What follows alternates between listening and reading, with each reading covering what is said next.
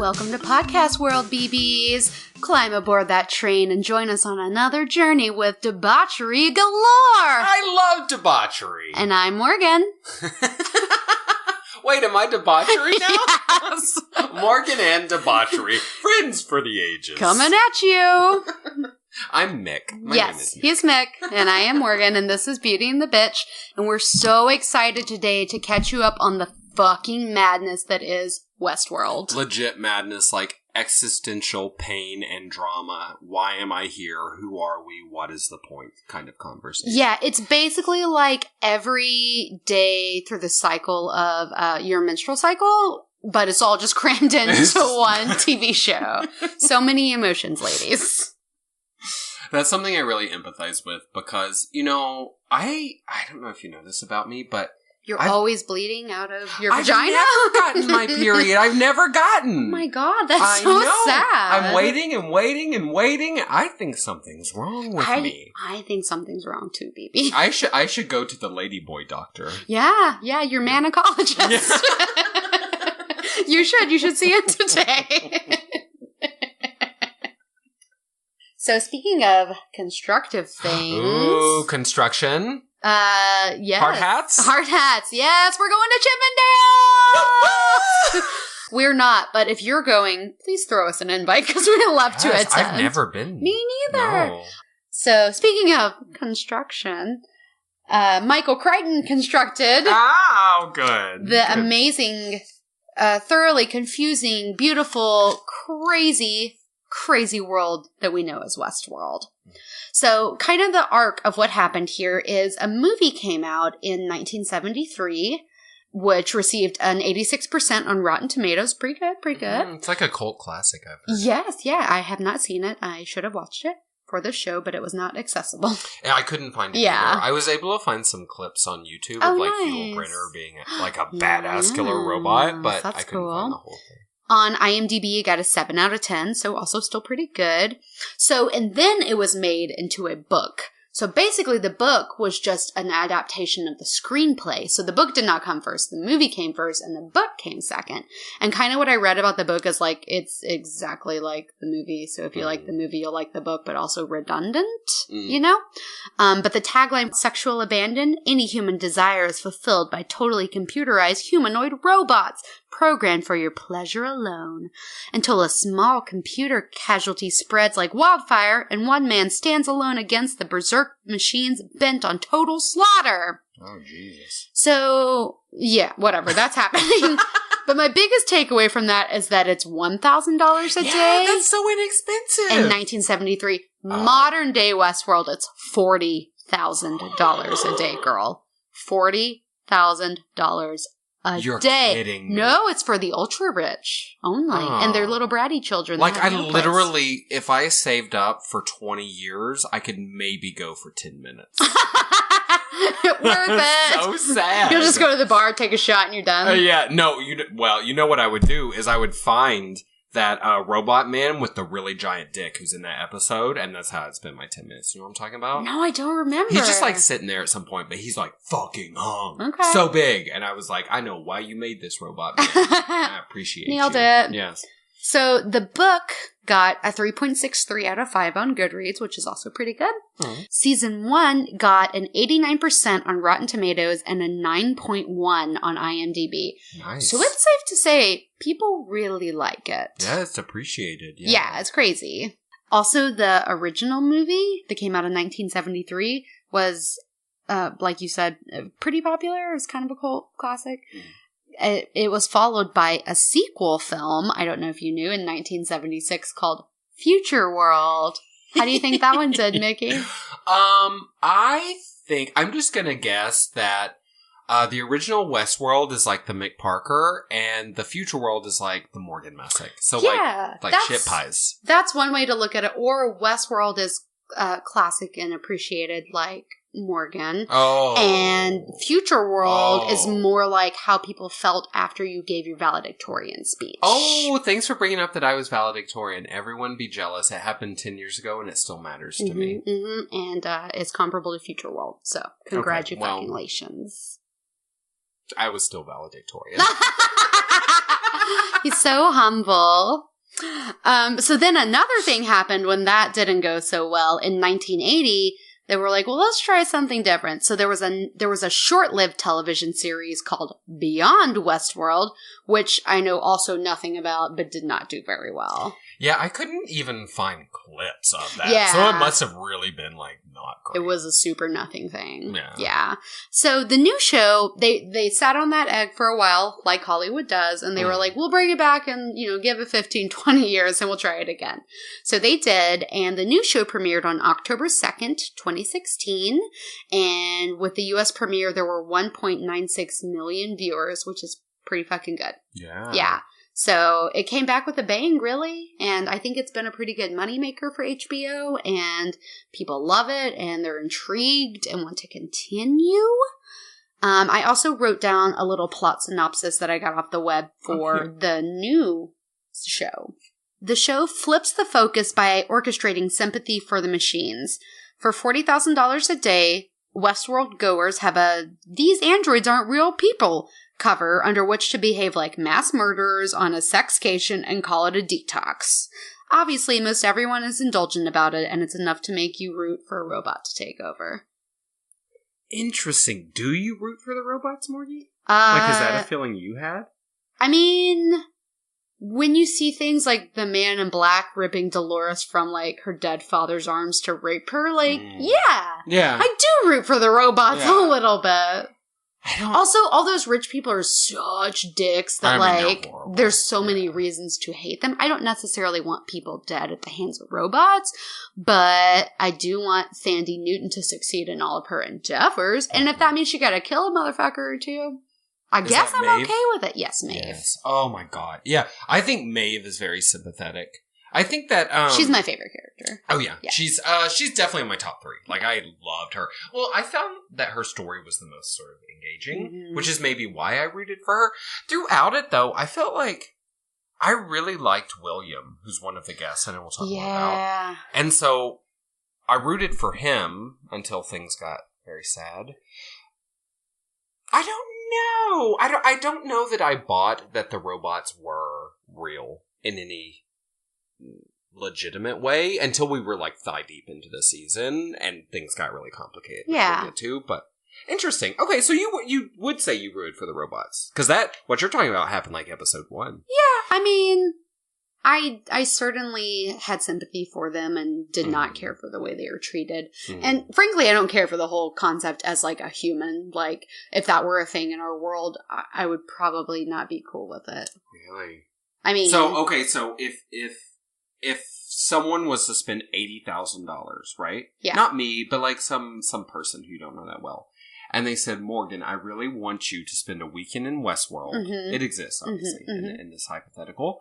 You don't think you would go? Well, I probably would because that's an opulent gift and I'm appreciative of that. But like, you're easy to buy. But if I were there and I saw like a person just like senselessly murder a robot just to see what it feels like to kill like a human, essentially, I would want to say something to them. And I don't know if it would be in like a contract I signed that says like, it's none of my damn business what those other people are doing, because I'm sure it is in the contract. But like, I don't know. I just have so many conflicts. But in your scenario, if anybody would like to give me $80,000 for anything, please and thank you. Yes. Yes, ma'am. So, so let's say you were going to go then. How do you think you would spend a weekend in Westworld? Because you obviously wouldn't be killing people, right? And let's say you and Aaron get to go. I have a similar question that comes up later for you. Oh, okay. How would I spend it? I would definitely go on an adventure. I would want to do something that gets me out into like the countryside, but I want it to like start in, what's that? Is it called Sweetwater, the little town? I'd want to like hang in Sweetwater for a minute, like make some friends, get a little group together, maybe go. I couldn't tell if I want to do like a bad adventure. Like, don't want to like rob some banks and like whatever. I definitely don't want to murder anyone. I want like zero murder to be a part of my story. But then I'm like, ooh, or would I want to do like a good cowboy expedition? Like, I don't know, but I want to go out on horses and I want to go camping and I want to like make some cool friends and I want to hang out at the saloon and like, I don't know, that kind of thing. So you essentially want to do what you would do in Austin, but in the Wild West. Yeah. Which I'm totally am all about. Yeah, me too. Yeah. Cool. So you think you don't know if you would be a black hat or a white hat? I don't know, but I definitely wouldn't want to kill anyone. But it would kind of be fun to rob a bank. Yeah. You know. What if you were killing like a horrible person though? I don't know. I'm so conflicted about it. Because the reason I ask is because I think I look better in black, so I think I'd be a black hat. Obviously. Yeah, obvi. But I think I would. I don't think violence is not something that interests me either. Yeah. But I would be interested in perhaps killing a villain. Like an actual bad person, and like perhaps having a cathartic moment of like, you know. I feel like that might be, it might be a good way to express some feelings that I have towards villains. That blow some steam off. Yeah. But what's the difference then, Morgie, between going to Westworld, killing a robot, and killing characters in a video game? Oh, man. You're getting real with it. I am. I'm sorry. I might be getting too real too soon. Yeah. I don't know. I guess the concept of, like, how real the robots look in Westworld, right? They look just like you and me. Sure. And they bleed just like you and me. And there's a lot of video games that are, like, hyper-realism. I don't really play those video games. Like Call of Duty and stuff like that. That's really not... I would never do any of that stuff. But you're for sure that I'll get on Mortal Kombat and, like, kill the fuck out of some people. Yeah, left and right. Like, beat them till they dead. You know, use a babyality on them. Babyality. Yeah, I don't know. I guess, like all things in my life and all things any good American will do, I just pick and choose what I think is fine. Man, look at you. Yes, you're going to eat shellfish, but you don't support the gays. Yeah, pretty much. Wait, yeah that is where I stand. Get out of my house! Yeah, so, whoa, that was a lot of intense. Yeah, I don't know how to feel about it. So we forgot to say at the beginning, spoilers going forward. Oh, yeah. For sure. As always. I mean, get in the game. Yeah. So there's so much to talk about in Westworld, so many different things. So I thought that we could just talk about the components of Westworld and kind of meander through the story that kind of way. So let's just talk about the things that make up Westworld. So we have the hosts. Okay? So the hosts have this very specific behavior. They're programmed and scripted to live out very specific story plots, and they have like just a little bit amount of like improvisation that they're allowed to work with just to make the story more real and authentic. But basically they die, they wake up, they start their shit over again. It's just like eat, sleep, repeat. Right? Yep. I loved when Ford was talking about sort of their loop that they're in. And he says something, I'm going to misquote it horribly, but he was essentially like, yeah, well, human beings are in their little loops too. And though they technically have freedom to go outside the loop, which supposedly the hosts don't, like, no one does.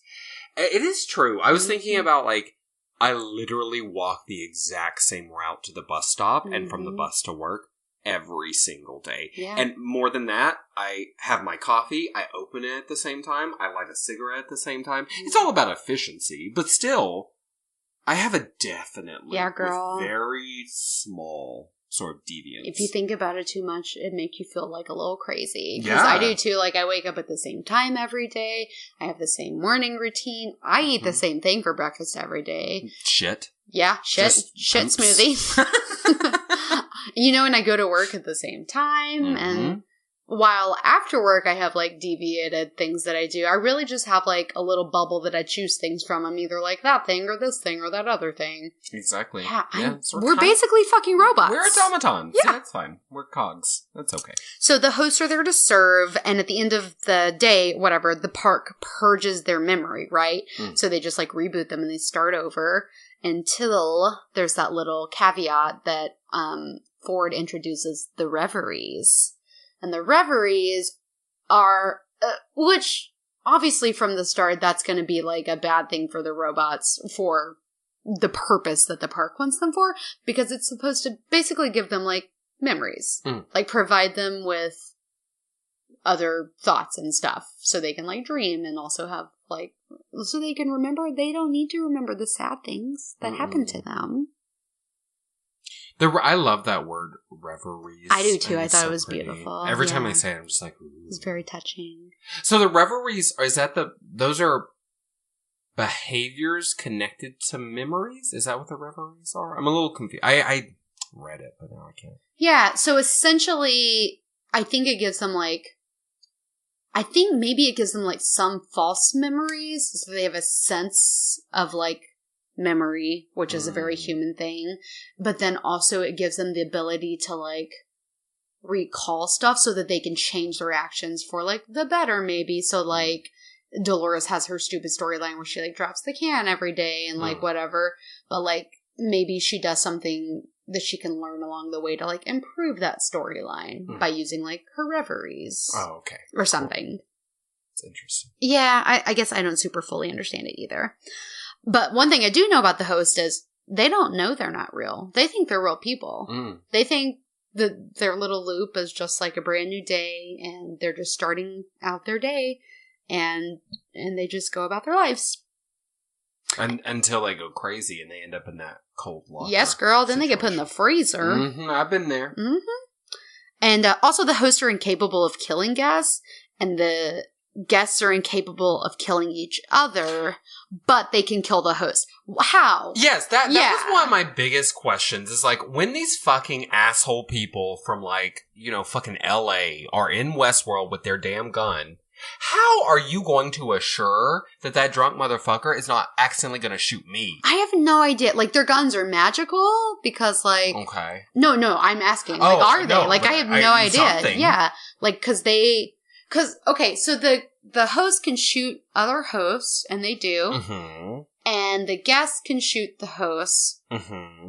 But not each other, so what's inside the gun? Because it can't possibly be a bullet then. Yeah. Is it just like a series of blanks? But it acts just like a bullet. It does. Like it really tears up people. Well, and then like what if they had a knife? Is there like some kind of like, how can they not take a knife and hurt like another guest? Well, they've got the, what do they call them? They're not called protocols, but like they're like they just won't attack a guest, right? Like, like at the end of episode 1 when Dolores kills that fly that's on her neck? That's like the moment when you're like, oh shit, she ain't right. Because they're not supposed to harm any living thing. Yes. And then there's that other scene. There was a scene where somebody shot the man in black, but it didn't hit him. Yeah, it was just like air. Teddy shoots him. Yeah. Yeah, when he's about to go rape Dolores. Yeah, and it just like bounces off of him or something. Yeah. And he just turns around and like shoots Teddy. Like, whatever, fuck you guys. I don't know. I do not understand that. And I bet there's some Uber nerd or like a producer on the show. Tell us. Of course, everyone listens to this podcast. So producers of Westworld, please chime in. And let us know how it is that Morgan's not going to accidentally shoot me. Yes, we need to know. She's not super good with a gun. You're not bad. Okay, so we've talked about the hosts. And also the hosts occasionally will come in for tune-ups and like updates and chats with the workers, which is kind of how we meet so many of the other people involved in the story. As far as the hosts go, let's talk about Dolores first, because she's like one of the main people. Yes. Well, how do you feel about Dolores? What do you think? What do you not like? Dolores, I think she's so beautiful. She's gorgeous. I think it's almost kind of painful to watch her struggle with like sentience, essentially, because you want her to know so bad. Other characters in the show want her to remember so bad. Bernard, Arnold previously. You want her to know, and also her story is very sad, and she's kind of an empowered person who just at the end of every day forgets to be and starts over all over again, So I like her. I at first her story was so boring to me. Like it took a minute for me to get on board with her because the very first episode was so repetitive to kind of get you in the zone of what Westworld was about that I was just really bored by it and didn't care for it. I like her though. I think that she plays a really good villain, so I get really excited about her story arc. What do you think about Dolores? I pretty much on all points I agree with you. I thought she was my least, not because of the actress, Evan Rachel Wood. I thought she was phenomenal as far as her acting. I didn't think there were any bad moments, but I thought she was so boring. She was. Deeply. But once she becomes a little bit villainous towards the end of the season, I was down. Her story got final moments, which we're going to go deep into.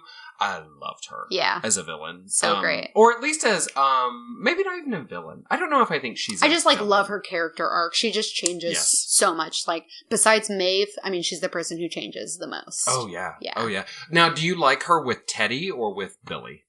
Oh, I like her with William. Yeah. Oh, yeah, William. Yeah, Everybody calls him Billy. Yeah, I do too. Yeah. I thought that she and William, that was actually my favorite part of, honestly, maybe even the season. Yeah. Normally, I'm not the one who goes for the love story, but I thought they were so adorable together and so wrong. Yeah. And I thought that his devotion to her was very sweet. Incredibly sweet. Yeah. I did. I love them. Now, what Harry Potter house Hogwarts house, I should say, do you think Dolores will be in? I would super sort Dolores into Gryffindor, but I feel like she's like a sleeper agent where she secretly belongs in Slytherin. Kind of a la Harry Potter, but more evil a little bit. Mm-hmm. But that's where I would put her. I think she looks like a Gryffindor, and I don't know how to describe that, but just something about her, sort of like a wide, honest face. I guess she could be a Hufflepuff, but I think Gryffindor too. Yeah. But I don't trust her because she's a robot. No. So when the robot revolution comes, it don't matter what house you're in, she'll tear that shit down. She will. Exactly. Well, how do you feel, Morgie, about Teddy? Sweet old Cyclops. Teddy, Cyclops. So, listeners, I have to tell you, Mickey and I were going over our strategy before we started this podcast, and everywhere I wrote Teddy's name down, instead of writing Teddy, I wrote Cyclops, because that is who he is to me. I, had no recollection of what his name was. And I do that with, almost everything I watch. Anything I see Patrick Stewart, and I'm like, oh, there's Professor Xavier. What's he doing? Yeah. So, yes. So, Teddy Cyclops was so hella boring at first. Mm-hmm. Actually, for a very long time, hella boring. I often was asking myself, how did James Marsden sign on to do this? Because he's a pretty big name actor. Mm-hmm. He doesn't do a ton of movies, but I was just it just seems like such a weird part for him because this person is boring and who cares about him. But I did like where he went at the end as well. I thought that he was... I always think he's sexy. He's such a beautiful Does he have a scar on his lip or something? He's got something with his lip that's very attractive. I didn't even notice that. Yeah. No, to me, he's one of those so good looking, he's almost too good looking men. Sure. I really love his appearance, but if I ever knew him, if I met him in real life, I don't think I would actually be attracted to him because he's so pretty. It's too much. It's too much. Yeah. But I'm with you. I mean, he and Dolores deserved each other at the beginning. They were incredibly white bread and boring. Mm-hmm. Yeah, for sure. I was very confused by his memories as the plot went on. I was like, okay, Teddy, did you kill people? Did you not kill people? Who did you kill people with? Are you a good guy? Until essentially, I think the last episode, he was just kind of a question mark to me, and I didn't understand if he was important or not and why. Yeah, sure. And even now, I'm not incredibly certain, honestly, how important he is. He's kind of a mad character to me. We may never know. We might not, but I bet he'll be in season 2, don't you? He doesn't die. It's possible. In season 1, so. So, where would you put old Teddy at Hogwarts? I think he's a Hufflepuff. Oh, I agree. Super loyal. Yeah. Yeah. All he does is act as a assistant or henchman or lover to someone else. Pretty much the entire season. Yes. So, yeah, I think he's perfect place for Teddy. Absolutely. Well, moving right along from Teddy, what about good old Hector and Armistice? I love them. Hector is so sexy. Fuckable. Do you know of anything else that he has been in? I saw something when I was doing research, but I don't remember now. Did you watch Love Actually? No, yes, but 8 years ago. He's Carl in Love Actually, who is Laura Linney's love interest. He's the nerdy architect at work that she's pining over the whole movie. Oh, yeah. And then they go to fuck and he takes his shirt off and you're like, damn, Carl! Yeah. But then they don't fuck because she's an idiot. Sometimes idiocracy gets in. That's not a word. It is a movie. Sometimes it is true. Sometimes idiocy gets in the way of sex. Yeah. That's your biggest problem. Yeah, for sure. And mine, too. I'm still a virgin. I thought he was, to me, he is the sexiest man in the show. Yeah, he's so fine. Isn't there a scene of, like, a creepy little medical guy, like, molesting him? Oh, yes. Yeah, he gets his girl. Yeah, well, you know why? I don't know that I can blame him for that. So, he's great and also a badass. And Armistice is, oh man, she is, like, balls to the wall crazy. Mm-hmm. I love her. I think, for me personally, she's the most badass character. Yeah, she's easily the scariest person. Oh, yeah. Easily. I'm terrified of her. And I love, after the post-credits and the finale, there's that, did you see the post-credits scene? It's very, very short. Oh, yes, I did, with her. Essentially just Armistice smiling and, walking away. She's great. And I Googled to see what she looks like in real life, because, she's covered in a large snake tattoo. Yeah. She is gorgeous. She's some kind of, her name is very, Nordic. It's I don't know. She's maybe Icelandic. She is Yngveld. So beautiful. She has an O in her last name with a line through it. Oh, and that's when I quit. That's when I quit trying to read. I'm like, I can't pronounce it. Can't do it. Am I the only one that thought that Hector and Logan look similar? Logan, no, yeah, they're similar. Yeah, there were points Hector's the more attractive version of Logan. He's tanner. He's a little bit darker and but throughout the season, I kept thinking that one was the other. At one point, I was literally like, are these the same person? Yeah. And I looked it up. Yeah. Mm-hmm. I don't know. Maybe I'm alone in that. But. Where would you put Hector and Armistice? Now, that's interesting because they're robots who have been programmed to be villains, obviously. Mm-hmm. In fact, it's hard with all of them, isn't it? Because they're not really given free will until the end. So, but I guess based on what I know of their characters... I mean, they kind of have to be Slytherins, don't they? They might be Death Eaters, actually. They're pretty villainous. I was going to say, they're definitely Slytherins, and then they grow up to be Death Eaters, and they remind me of, from the final Harry Potter book, there was this, couple, they were the Carraways, or, maybe they were brother and sister, and they, tortured children at Hogwarts for, fun. Yep, that's fucking them. That's totally them. Yeah, they're very, very dark. They're not very nice people. Yeah, but I really love Hector and, Maeve's situation. Fucking in the tent that's on fire. Yes, great. Queen. So give it to me. Yeah, I thought that was really hot. Yeah. And very sort of indicative of where they were in their journey towards consciousness. More Maeve's than Hector's. Yeah. Yeah, he looked a little scared and he was like, alright, well, whatever. Yeah, which is indicative of his villainous person. He's like, yeah, I'll fuck to death in the tent. Why not? Yeah, let's burn. It's pretty good. Well, okay, speaking of Maeve, what do you think of Maeve? I love her. Yeah, you said she's your favorite. I love everything about her. She is, beyond the fact that actress is incredibly talented. Sandy Newton. Yes, she's so good. She's also just stunningly beautiful. Yeah, she looks a lot like Zoe Saldana. I can totally see that. They're very similar and ethereal beauties. Mm. Yeah, she's gorgeous. I love her story arc. She gets a little crazy with her tactics. When she goes just murdering fools. But, I understand where she's coming from because she has all these horrible memories of things they let happen to her. So, of course she thinks, if you're gonna let that shit happen to me, I'm gonna do this to you.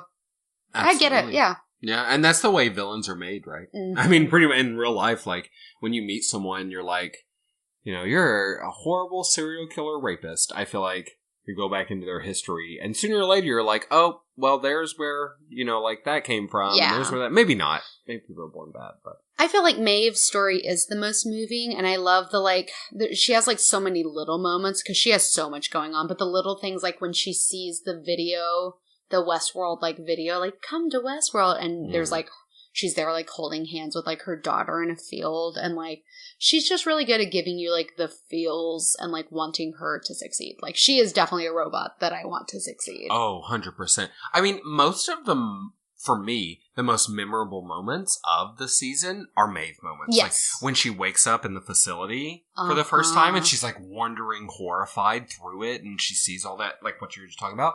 That is super because she acts it so well, and she reminds me of, a frightened doe or something, Mm-hmm. She doesn't seem like a robot. She seems like a scared animal. Yeah. In that moment, I think it's so sad. She's great. She looks really good naked, too. That helps. God, she's so... And, I read in an interview with her, you may have read this, she said she was actually more comfortable in the nude scenes than in the dress scenes because she had to wear that fucking corset. Yeah. And it was literally just so physically uncomfortable, she preferred to be nude. Well, good for her. I know, right? But if I look like that, I'd be comfortable too. Yeah. Yeah. Okay, so what house do you think Maeve would be in? Ooh, I actually think I would put Maeve in Slytherin. You think she'd be a Slytherin? But she could be a Ravenclaw. She's very smart. Yeah, and she's a deep thinker. She is. Maybe she's a Ravenclaw, actually. I could see her being a Ravenclaw. I could see her being, what is it, what's the name of the professor who is in the attic and she Trelawney. Trelawney, yes. And her divination, that's what she, I know that Maeve is very, like, action-y, but she's so in her head, and she has so many missing things. So Trelawney was, like, a trope and, like, kind of a joke, but there were, like, versions of those people, the seers, that were very intense, and she could totally be that kind of person. I feel like she would fit into that, you know? Yeah, I'd love to see her with, like, a crystal ball for sure. Yeah, she could be so epic. Reading tea leaves, telling you your misfortunes, and then just, like, moving on with her day. Exactly, and not giving two fucks. Yeah. Okay, so Maeve we've got down. What about her dear friend? Clementine. Oh. Love the name Clementine. Love the face of Clementine. So tragic. Tragic. She's such a... You know, she looks like our mutual friend who you introduced me to, Natalie. To me. She does kind of look like Natalie. No, now that, like, I never thought that until right now when you said it. Yeah, she is beautiful like Natalie. They have those, like... I hope you're listening. Like, tall, thin, like, brown hair and, like... Yeah, and, like, their mouths good, look something like, jawbone. Yeah, and those big blue eyes. Oh, my gosh. Yeah, they're both beautiful, but people don't know Natalie. So Clementine, I think, is gorgeous. Well, I read somewhere that, and maybe I missed this in the show, but as the prostitute, like one of the main prostitutes, she's like one of the main attractions of Westworld. Did you know that? She was in the video that Maeve saw. Oh, okay. Maybe that's so like that makes. I mean, I didn't know that, but I guess it makes sense. And also, she and Maeve are the only prostitutes we ever see, and because Maeve is the madam, she was always just like whoring out Clementine, right? Yeah. Like, she would have sex with people, but her primary job was to be like, go fuck Clementine. But, like, surely there are more. Oh, yeah. I think there were probably in the background. We just didn't really notice. Yeah. That, by the way, I know you said you'd ask later, so maybe we can cut this out, but I would spend my weekend having sex. Yeah. I can pretty much assure you of that. Yeah. Now, do you think that's as ethically bad as killing? No, I feel okay about it because you're not going to get an STD. Amen. You're maybe going to use a dildo at home. You're, if you're in Japan, definitely going to use a sex doll. Like, I feel like as far as sex stuff, it's like the next natural evolution to like satiate that sort of situation. So I do feel okay about it. And I totally see the appeal. Did you see Hector?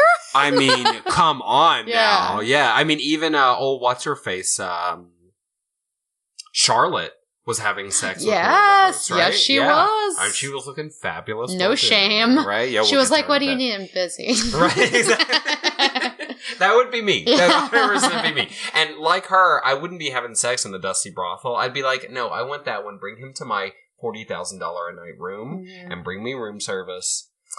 You know, I feel like we should continue to do ourselves as a service, as a society, to decriminalize sexual acts. I feel like there's so much like stigma against like sex stuff, just like in general, like obviously masturbation, like some people think that that's like horrible, and like people don't want to talk to their children about sex because you don't even put the idea in their head, when really it's the most natural thing that ever happened anywhere, and you only have a child because you fuck someone else and then you got pregnant. So like, I feel like in an effort to be on par with my feelings for that, like, girl, I want you to fuck your weekend away. Yes! I think you have to do it. I might go on one little adventure at some point, but it's mostly going to be robot dick.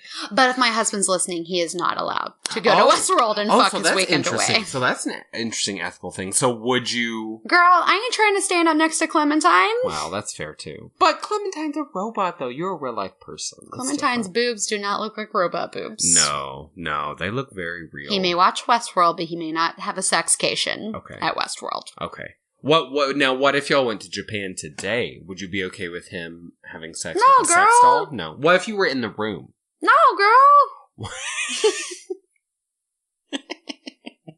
Drawing the line. Okay. But what if you see a really sexy sex doll that you want to have sex with? If my husband's dead, I think it's fine. If I die Aaron can go have a sexcation at Westworld. Okay. If I'm alive, he best lie about it or keep a secret. Girl, what if you a vegetable?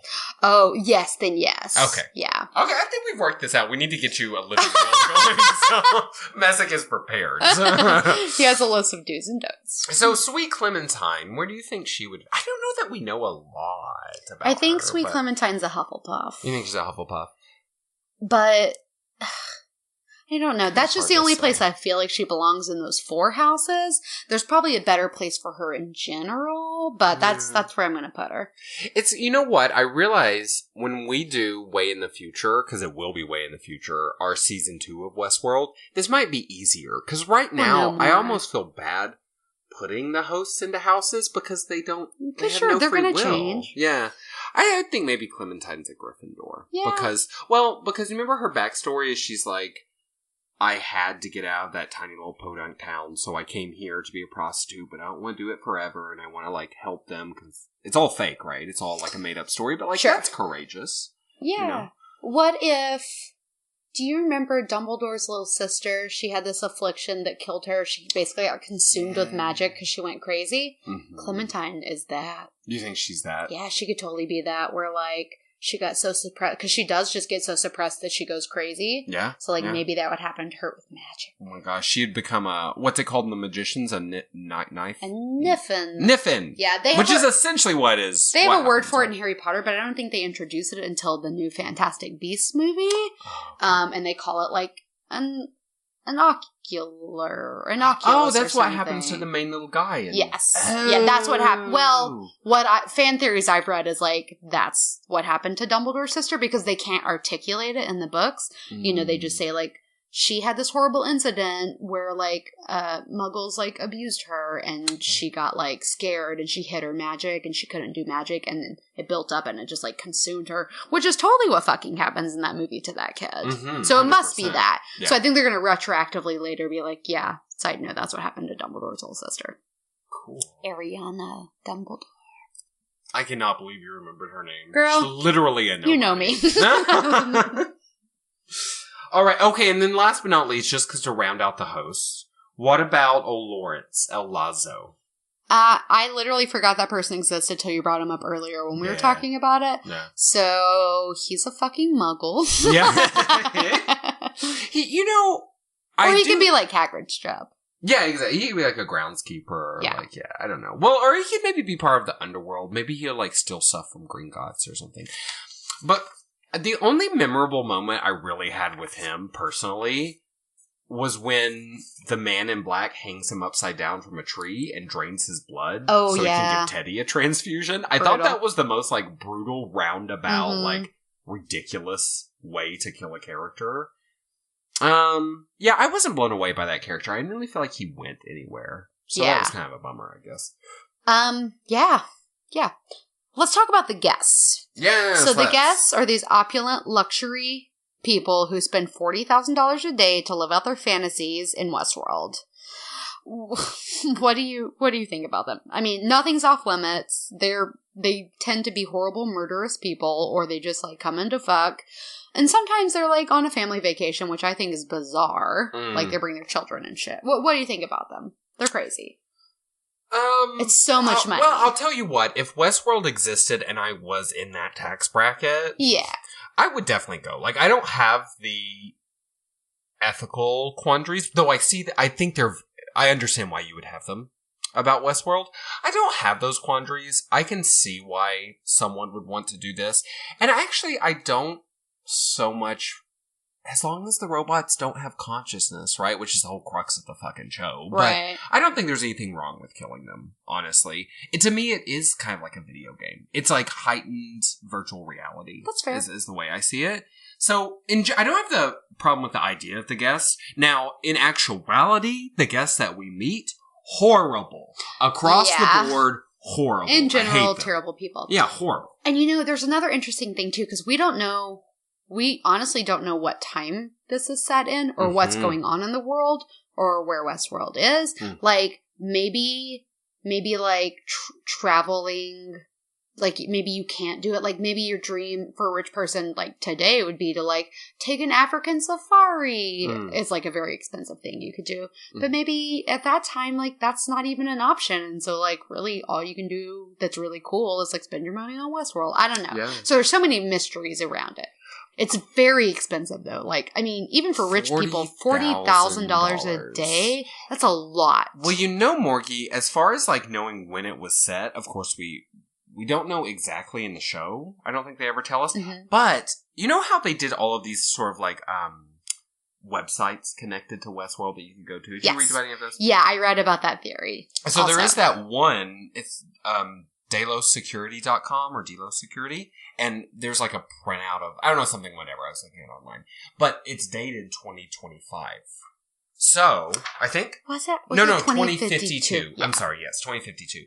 So, if it's in 2052, $40,000, I mean, for inflation and all that, I mean, maybe actually $40,000 isn't huge. Maybe it's like $10,000 today. Maybe. Which is still insane, but it's more reasonable. Perhaps more understandable.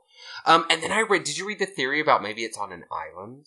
A la Jurassic Park? Yes, Queen. Yes, are you going to bring that up later? Spoiling dinner? Okay. No, you're not spoiling dinner. But I think that's cool. You spit that food out of your mouth. Yeah, so the guests. Yeah, so the guests are these opulent people. They're coming here to spend money, and they have a multitude of adventures at their fingertips. And the people who bring those adventures to them are the showrunners. So there's a lot of things going on with the showrunners, right? So they're constantly tracking the hosts, monitoring the happenings. They keep all the techie stuff running, and they keep the park in good shape. The departments, if you could break the departments down, like, it kind of seems to be like executive overlords, engineering and programmers, most of which are jaded, except for Bernard. Coders, who are, like, looking for issues and fixing, like, kinks and noting that kind of stuff. The creative people, the storyline masterminds. The quality assurance people, which is headed up by that Teresa lady that had sex with Bernard. And then, like, the techs, the people who, like, fix the wounds and that kind of stuff, right? So that's, like, not too many departments, but there's, like, a bunch of people that work for Westworld. A lot of the drama, I mean, I guess the main drama happens in the park, but some of the drama I thought was really fascinating was, like, the power struggle drama. Which is funny because, normally, girl, I'm not into that real world struggle kind of bullshit, but you know that intimidation scene where Ford is sitting at the dinner table with Teresa, and then the host is pouring the wine, and it's like going... I thought that was such a well-done scene, and I thought he was, like, Beastmaster. Like, Anthony Hopkins was on point. For this whole show. Yes. How did you feel about... Well, actually, I'm sorry. Can we backtrack real fast? What house do you think Logan would be in? He's the only guest that's only a guest that we know. He's the brother-in-law. Besides William. Yeah, but William, as we know, becomes a little important more later on. Yeah. But Logan's ass is a muggle if I ever seen a muggle. I think it's definitely a muggle. He's like a frat boy. Yeah. Oh, man. He is such a... He's like, a muggle who's never read Harry Potter. He's taken, like, shots off of, like, girls' belly buttons. Yeah. Like, he don't have time for school. Yeah. He is kind of sexy, though. He is, but, like, he's the worst. So he's a muggle. Yeah. He's not even involved. Okay, fair enough. Well, what about Stubbs, who's a security director? He's the brother of Chris Helmsworth. Yes. Luke Helmsworth? Yeah, and he looks, like, vaguely like the Helmsworths, but not too much. Yeah, I never would have known had I not read it. Where do I put him in a Harry Potter house? Oh, girl. Because we don't know him super well, but we get quite a few scenes with him. I kind of feel like I would put him in Slytherin. I feel like so much of the people who work at Westworld that have any position in power just care about power. Well, that makes, you know what, and that totally makes sense, right? Because you need to be ambitious to climb to the top of such an innovative, like, I don't know, it's like a Fortune 500 company or something, right? Like, they make a shit ton of money. So, I would agree. So, did you have any feelings about Stubbs as a character? None. I forgot he existed until I was doing research. Like, he's nothing. I saw him on the IMDb cast list, and I was like, oh yeah, that guy. Yeah, he exists, right? But he is one of two characters. Well, I guess there are many characters you could make an argument for. We don't know if they're dead or alive. But he's one of the main ones, because remember he gets captured by those Ghost Nation hosts. Those yes. Native American type hosts. And he tries to turn them off and can't turn them off. But we never actually see him die. Yeah. Which just like TV, Elsie, right? We don't know. Exactly, and Elsie's the other one. We see Bernard choke her out, but we don't know what happened to her. One thing I can say about Stubbs as the security director, he not good at his job. No, he failed pretty he hard. Did not prevent lots and lots of things from happening. Mm-hmm. So, I mean, well, he's got all that corporate espionage going on with Teresa, right? Which they never should have She should have known better, Teresa. Did you? Yeah. Well, I have a. Okay, let's talk about Teresa. Mm-hmm. Let's go back to Elsie in a minute because we may have more to say. But Teresa is like my least favorite character. I do not like Teresa. Forgive me, ma'am, if you ever hear this, but I do not like that actress. I don't like her acting. Uh-huh. I don't like that plot line. She kind of looks like Lucy Lawless, don't you think? I can see that a little bit. I will say, not that it's about just looks, but I do like the way she looks. Yeah. She's a gorgeous lady. I love the fact that she's constantly smoking. You know, that's the way to my heart. She smokes very sexily as well. Yeah, she does. At first, I really liked her, little shindigs with Bernard, because I thought that was, I don't know, I like that about her. Just, powerful woman, okay, well, we're done here, so you can leave now. Yeah. That kind of thing. And she calls him Bernie, too, which is really cute. Cute. But then she can turn it off real fast when it's work mode. Mm-hmm. Yeah, I didn't, love Teresa. I was really appalled at her murder. Yeah. That was pretty horrifying. It was horrible. Especially with this man robot, who she thought was a man, who I think she did have feelings for. Oh, and in his robot way, he certainly had feelings for her. So very sad. Her death was very sad, but I was not sad to see her go, I was, I agree with you. Well, see, now, my thing was, I was kind of on board with Dr. Ford for I think in the entire series, actually. I mean, I know he's not a nice man. He did lots of horrible things. But maybe it's because, I trust that actor. What's his name? Anthony Hopkins. Maybe it's because I just trust Anthony Hopkins, and I don't know, I like him, even though I've seen him literally play a cannibal. Yeah. But, whatever. But I hated her for being against him. And especially for all I felt like she was ageist. Everyone treated him like he was just an old man. I was like, nah, y'all, he's a fucking genius. He started this place. I felt like they were traitors when we discovered their little corporate plot. I was not into that. I was definitely on Anthony's side. Yes. But did you... We're on first name basis. Yeah. Did you read any of the theories about why she was wanting to steal the IP? She and also old Charlotte? I did not. Can you enlighten me? Well, the only one I read... No, I can't. I'm going to keep the knowledge for myself. No, yes.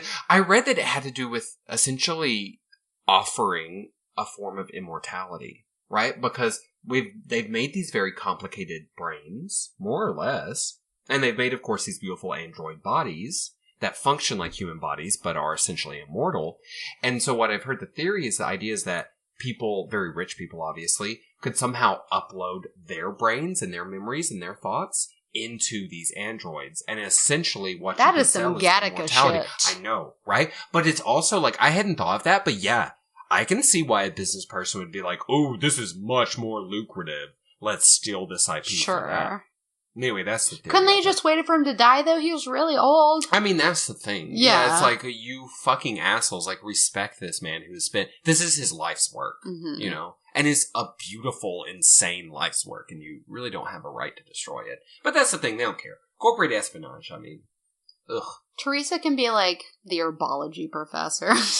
Yeah, yeah. We could give her that. Or maybe she could... She's very authoritative. Yes. And she's French, right? I do love her accent. I think so, yeah. I don't know. I almost feel bad for saying I didn't like her acting, because I think she's a famous actress, but I just... No, I think it's fine. There was something about her. I would not take her class at Hogwarts. I'll tell you that. She rubbed me the wrong way. Mm-hmm. What about old Elsie? Where do you think she would be? I really liked Elsie. I did too. I don't know. She's so whimsical. Where do you think she would be? I think she could be a Ravenclaw. We don't put she's very curious. Mm-hmm. Yeah. And she's got a very agile mind. She's also quite courageous, though. Yeah. I mean, but I'm pretty sure Elsie's going to come back, aren't you? Yes, for sure. She's got to, because they made her likable. She's one of the most likable characters in the show. Yeah, I like that time when she blackmailed that one dude with, like, his sex robot tape. Oh my god, funny. I totally forgot about that. Yeah, exactly. Yeah. She knows how to get what she needs. Was that the same guy who was having sex with Hector? Yeah, so creepy. Yeah, he never learned his lesson. Creeper deeper. Yep. So we've got Elsie, we've got Stubbs. Oh!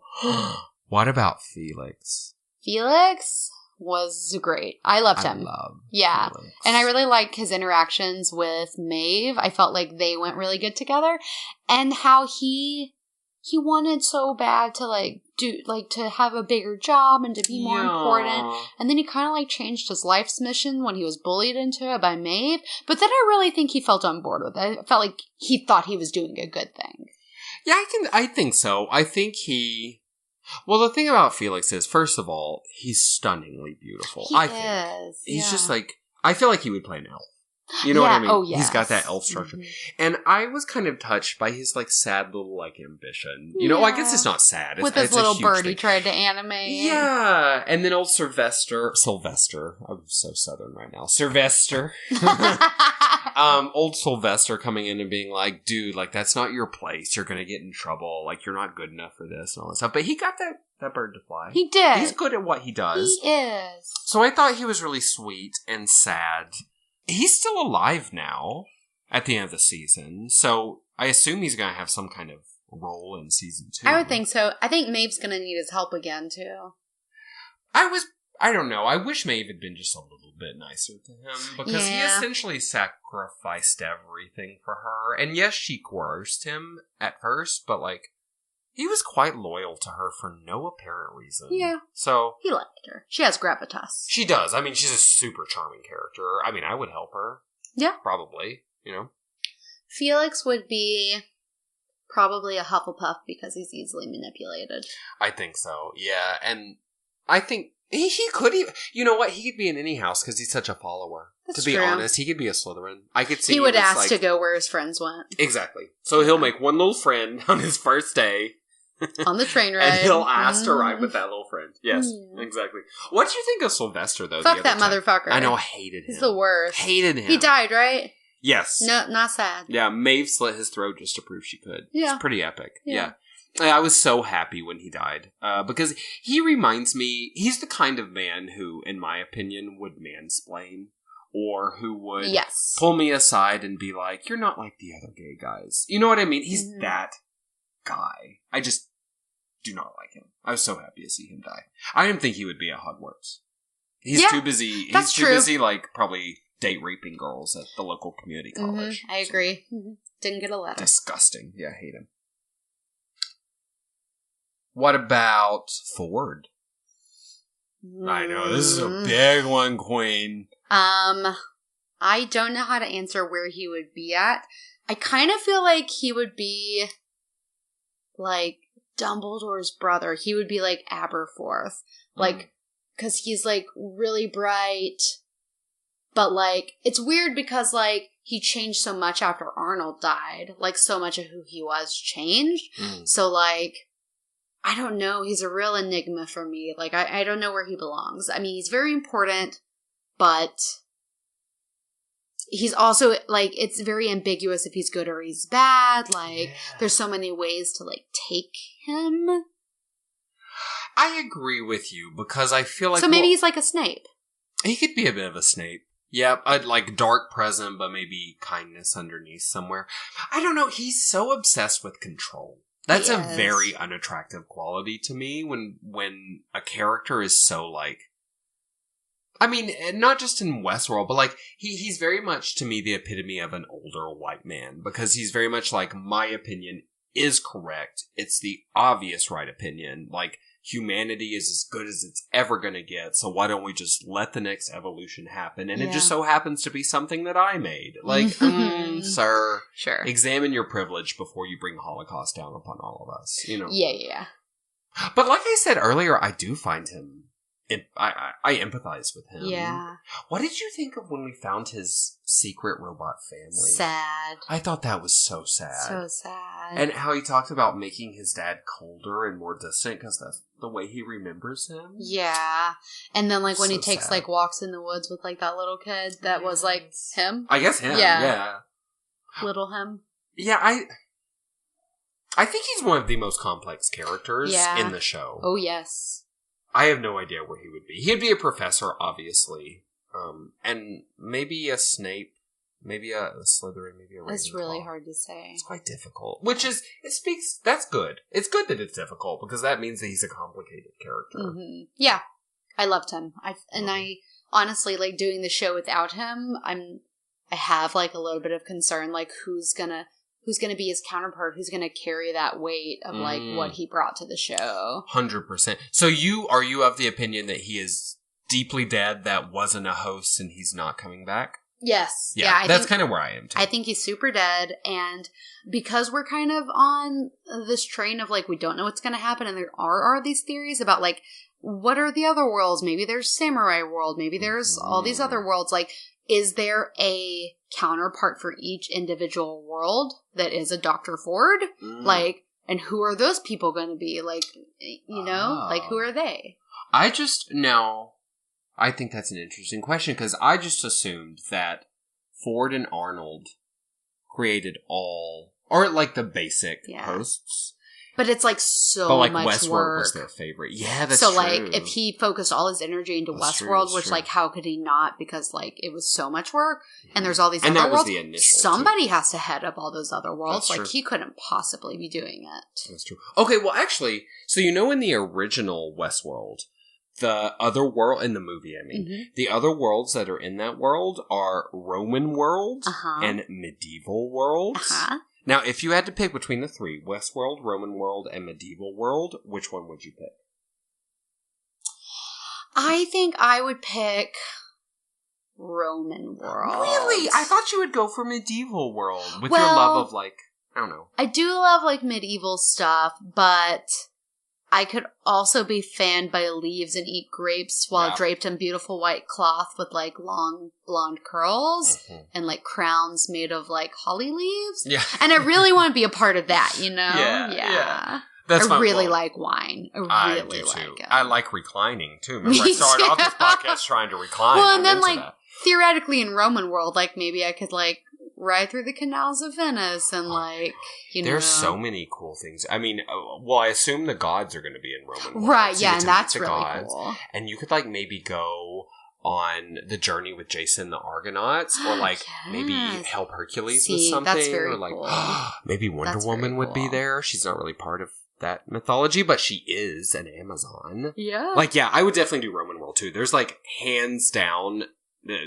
like medieval world, fuck that, no, there's no way. In medieval times, everyone smelled bad. People didn't bathe. There was, like, smallpox everywhere. Smallpox, yeah, I can't do it. Dark Ages, I'm not about it. Everyone would call me a wench. Yeah. I'm not trying to be called a wench for $40,000 a day. Exactly. Whether or not you are a wench, different question, but it's irrelevant. You don't want to pay for it. And then, you know, if Westworld was the only option, I would go there. But actually, I have no real love of the Wild. I'm not like a Cowboys. I think it's cool, but I would rather go to Roman world. Yes. Now, what if the stakes were raised? Okay. And you had the choice of Westworld, Samurai World, Roman World, Medieval World, or Future World. Future World. You would go with Future World? Yeah. Ooh, why? 'Cause I don't know what is there, but I want to see it. I want to fly fast? Yeah, I want to just, like, teleport around. Really, yeah, just because I don't know what that would look like, and I would be curious enough to pay a bunch of money for it. Yeah. Now, I would choose Jurassic Park. That wasn't an option. I know, but if Jurassic Park was in there, would you change your answer? I mean, does Jurassic Park, if I visit there, end up where I get eaten by a dinosaur? Or I just see some dinosaurs? Let's just imagine that wherever you go, it's smooth and not worthy of a TV show. I mean, ideally, here's the thing. It'd be like a Disney pass, and I'd get to go to, like, all of those parks for just, like, a couple days, right? Yes, like, I want to see epic. everything. Yes. I would love it. You know, he was inspired. Multipass. He was inspired to write Westworld. Crichton. What's his name? Crichton. Crichton. That's somebody else. That's like an age of dinosaurs. The Crichton era. He was inspired by the Pirates of the Caribbean ride. Oh, weird. Yeah, okay. So he literally wasn't. And of course, he also wrote Jurassic Park. Yes. Right? So he was very much inspired by this, like, amusement park gone wrong thing. Wow. That was a big inspiration for him. Well, he did great things with that idea, so that's great. Mm-hmm. Okay, so Ford, I don't know. He's so complicated. What about Arnold versus / Bernard? Because we don't know how similar they are, really. Ugh. I love the reveal that Bernard is Arnold. More or less. I liked it. Did you guess it ahead of time? I think we even talked about, I guessed that Bernard was a robot pretty early on. Mm-hmm. And then Westworld kind of has this thing, like one of the things I don't like about Westworld, which I haven't even said this whole time, I kind of hate Westworld because like I like it and it's intriguing and I have to know what's going to happen. But at the same time, I feel like it drones on and on and on and that a lot of it is predictable. And there are things that are not, like the whole season finale was just like bonkers. I definitely didn't predict all that, but like the Bernard thing, like I did predict, but I appreciated the way they did the reveal where Teresa understood it before it was officially said out loud because they go into that little house, right? And there's like a door and she says like, what about that door? And he was like, what door? And she kind of has that look on her face where she's like, what do you mean? It's obviously right there. And then it's a real obvious door. And they go into the basement and there's all this paraphernalia that like points to like Bernard is a robot. And she so doesn't want it to be true, right? And she just like picks up the like, basically like blueprint that's like his face as a robot. And she's like, what are these papers? And he's like, doesn't look like anything to me. And it's perfect. Like for me, that's the single most perfect reveal of the show. Even though I expected it and I knew, I enjoyed the reveal. Powerful. Yeah. And her death so near on the heels of that. Now, I did not expect that. That was a surprise. Yeah, I thought she was going to be the main antagonist pretty much throughout the That's kind of when I decided like, oh, so Ford's not a good person? Yeah, but it's kind of iffy, right? Well, I mean, okay, no. It's never okay to just murder people.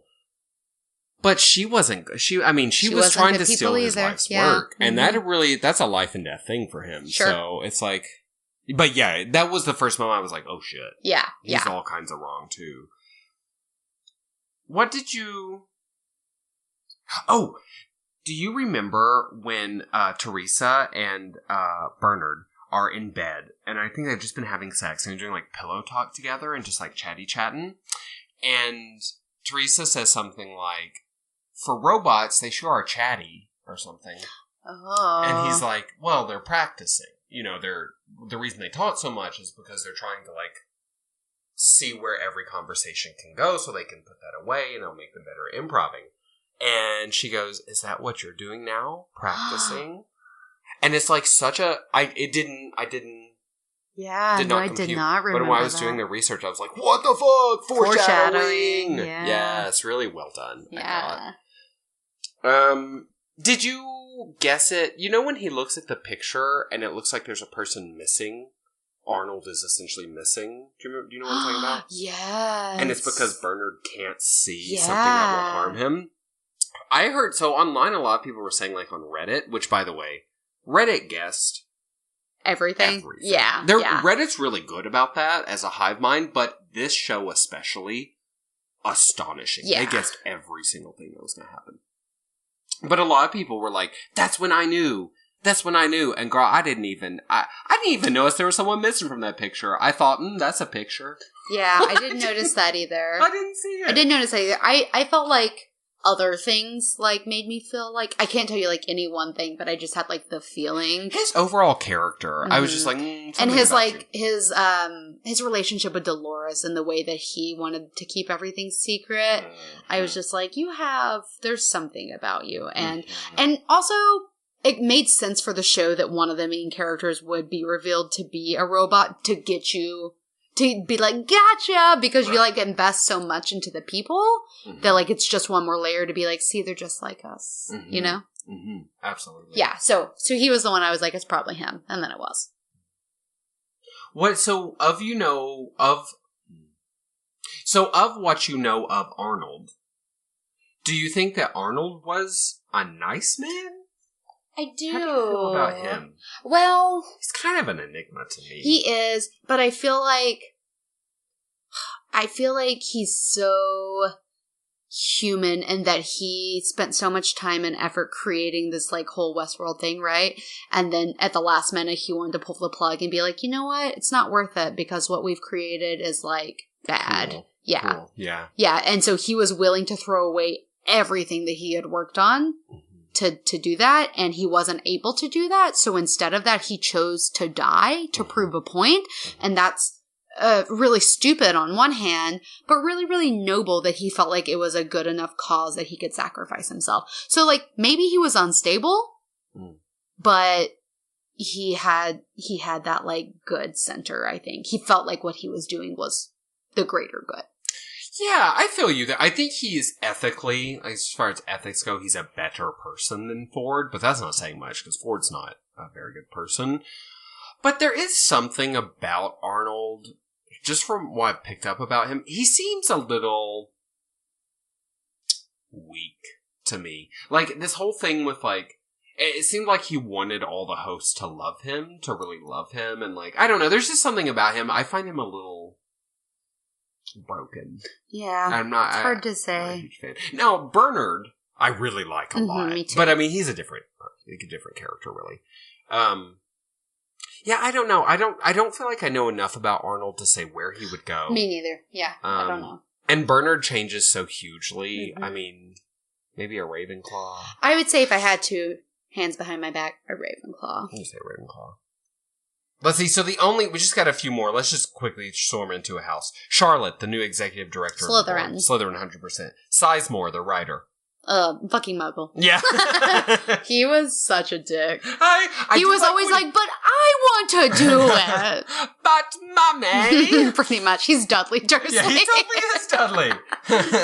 One less than last year. I like when he pees on the big map, though. I thought that was pretty hilarious. Yeah. That, like, topographical thing. So that was part of... So much of the problems I have with Westworld, poor security. Yeah. They spend all this money on their facility and, like, security people and surveillance, and, like, they don't do nothing with it. Elsie can just go in and easily pull, like, surveillance videos to, like, blackmail people, and also, like, that person didn't get reprimanded for, like, raping, robots that are asleep. Like, there's something wrong with that. And then, like, that was able to happen somehow. Like, they didn't have better security. And you know what? Very to little, no accountability from the HR department. Seemingly not. Nobody's getting, like, notices for the bad things they're doing. Folks are not showing up to work. Elsie just goes missing, and they're like, maybe she took time off. Yeah. What? You don't follow up with that? Impromptu vacation? And, like, seemingly they all live somewhere isolated, right? Like, Bernard lives in, like, a little pod apartment. Like, they're all, like, living on site, seemingly. And so, like, people just go missing and they don't know what happens. And, like, people get murdered. And, like, the accountability is low. Yeah. Like, they need some corporate restructuring, I would say. And perhaps it's because, you know, Teresa's job, she was, like, the manager, right? Like, site manager or whatever. She, like, managed Westworld, and she was too busy stealing information. So maybe it's all her fault. Yeah, maybe it is. I'll tell you one thing. As far as security goes, I ain't never working in one of those glass. Yes, I hated that shit. Where all the walls are glass. That makes me feel... I don't even know how to describe it to you. Like, everyone's watching me and nowhere is safe, and I can't. Well, I hate it. Yeah, it's awkward, and then also it doesn't do the purpose it was, you know, it was created to serve this purpose, and it doesn't do that because Maeve just gets up and walks around, and ain't nobody saying nothing like, oh, what's that naked robot doing? Yeah, so they've got these glass everything, but I guess they're not filming it, and no one's watching, or nobody gives a shit. Everyone just, like, doesn't care. That was very much the feeling I had, just people don't care. And you know what else about that, and other things I don't like? Ain't nobody look attractive with that flat stool butt. I know. There's so much flat stool butt, and even Evan Rachel Wood can't make it work. No. Ain't nobody looking good. All hunched over like that. Yeah, no one looks sexy in that position. I wish they had them more. I mean, I don't really care that they didn't look attractive, but if they had been lying down in those conversations, the human body looks so much more beautiful reclining. Sure. See, reclining, that's the theme today. Yes, recline. And then there was, like, a moment where Ford was like, maybe somebody, like, covered up one of the hosts. Yes. And he was like, don't do that because, like, whatever the fuck his reason was. Like, he was like, why are you trying to preserve their modesty or something? Yeah, but you know what? Like, you preserve their modesty when you put them in clothes and corsets and set them into Westworld, so, like, why can't they just wear, like, a cute nightgown or something? Like, it just seems so unnecessary if they're not being, like, worked on. If they're just, like, having a conversation. Like, sure, when they're in the lab and they're getting, like, fixed up, but, like, it does kind of just seem like gratuitous nudity for the sake of, like, nudity. A little bit to me. I could definitely see that. And, like, I'm not one to be like, oh, I'm so offended that I had to, like, stare at that lady's beautiful nipples for, like, 10 minutes. But, like, it does just seem kind of pointless. It's definitely, I agree with you. It's one of those things where, like, I didn't mind it at all. And every time I got to see a dick, I was like, woohoo, see the dick, you know? But if they had them wearing, like, little nightgowns or, like, some kind of, you know, like, some like kind a of hospital uniform, gown or just something like that, I wouldn't have been like, oh my god, modesty. I would have been like, well, that makes sense, you know? And I also don't understand, okay, so Ford, obviously, his end game, is to give rise to the robots, right? He's kind of come onto Arnold's side at long last. Yeah. So, and then at another point, he says that human beings are, like, as good as they're gonna get, and they're, like, essentially shit, and that is what it is. So, like, why? It just seems unfair, then, that he's telling the technicians, like, don't treat them like people. You know? Like, what I don't understand the mind games he's playing with the people around him. It's interesting. Well, and so much of his end game is that he wants them to come into their own. And so that's why I think that's kind of why he thinks it's okay to, like, treat them horribly, because he wants them to see that people are horrible. That's a good point. And he adds that next layer to the triangle, which is suffering. Yeah. He thinks that suffering is integral to, like, owning your consciousness, which I think is probably true. Actually. Yeah. So, like, I think that's where he's coming from on that sort of message, personally. Huh. Cool. Okay, so we did it. We sorted everyone. Okay, so that pretty much sums up almost all of Westworld. Kind of what we have not talked about is all of the sordid details of the season finale and all the crazy information that got packed into that one episode, right? It was super packed. So it's the culmination of Ford's story, Dolores' story, Maeve's story, and the Man in Black. So we have these, like, mysteries all season long. We're kind of, like, always heading towards, like, this one trajectory, like, everything gets told in the season finale, and it is a lot. There's, like, too much information, right?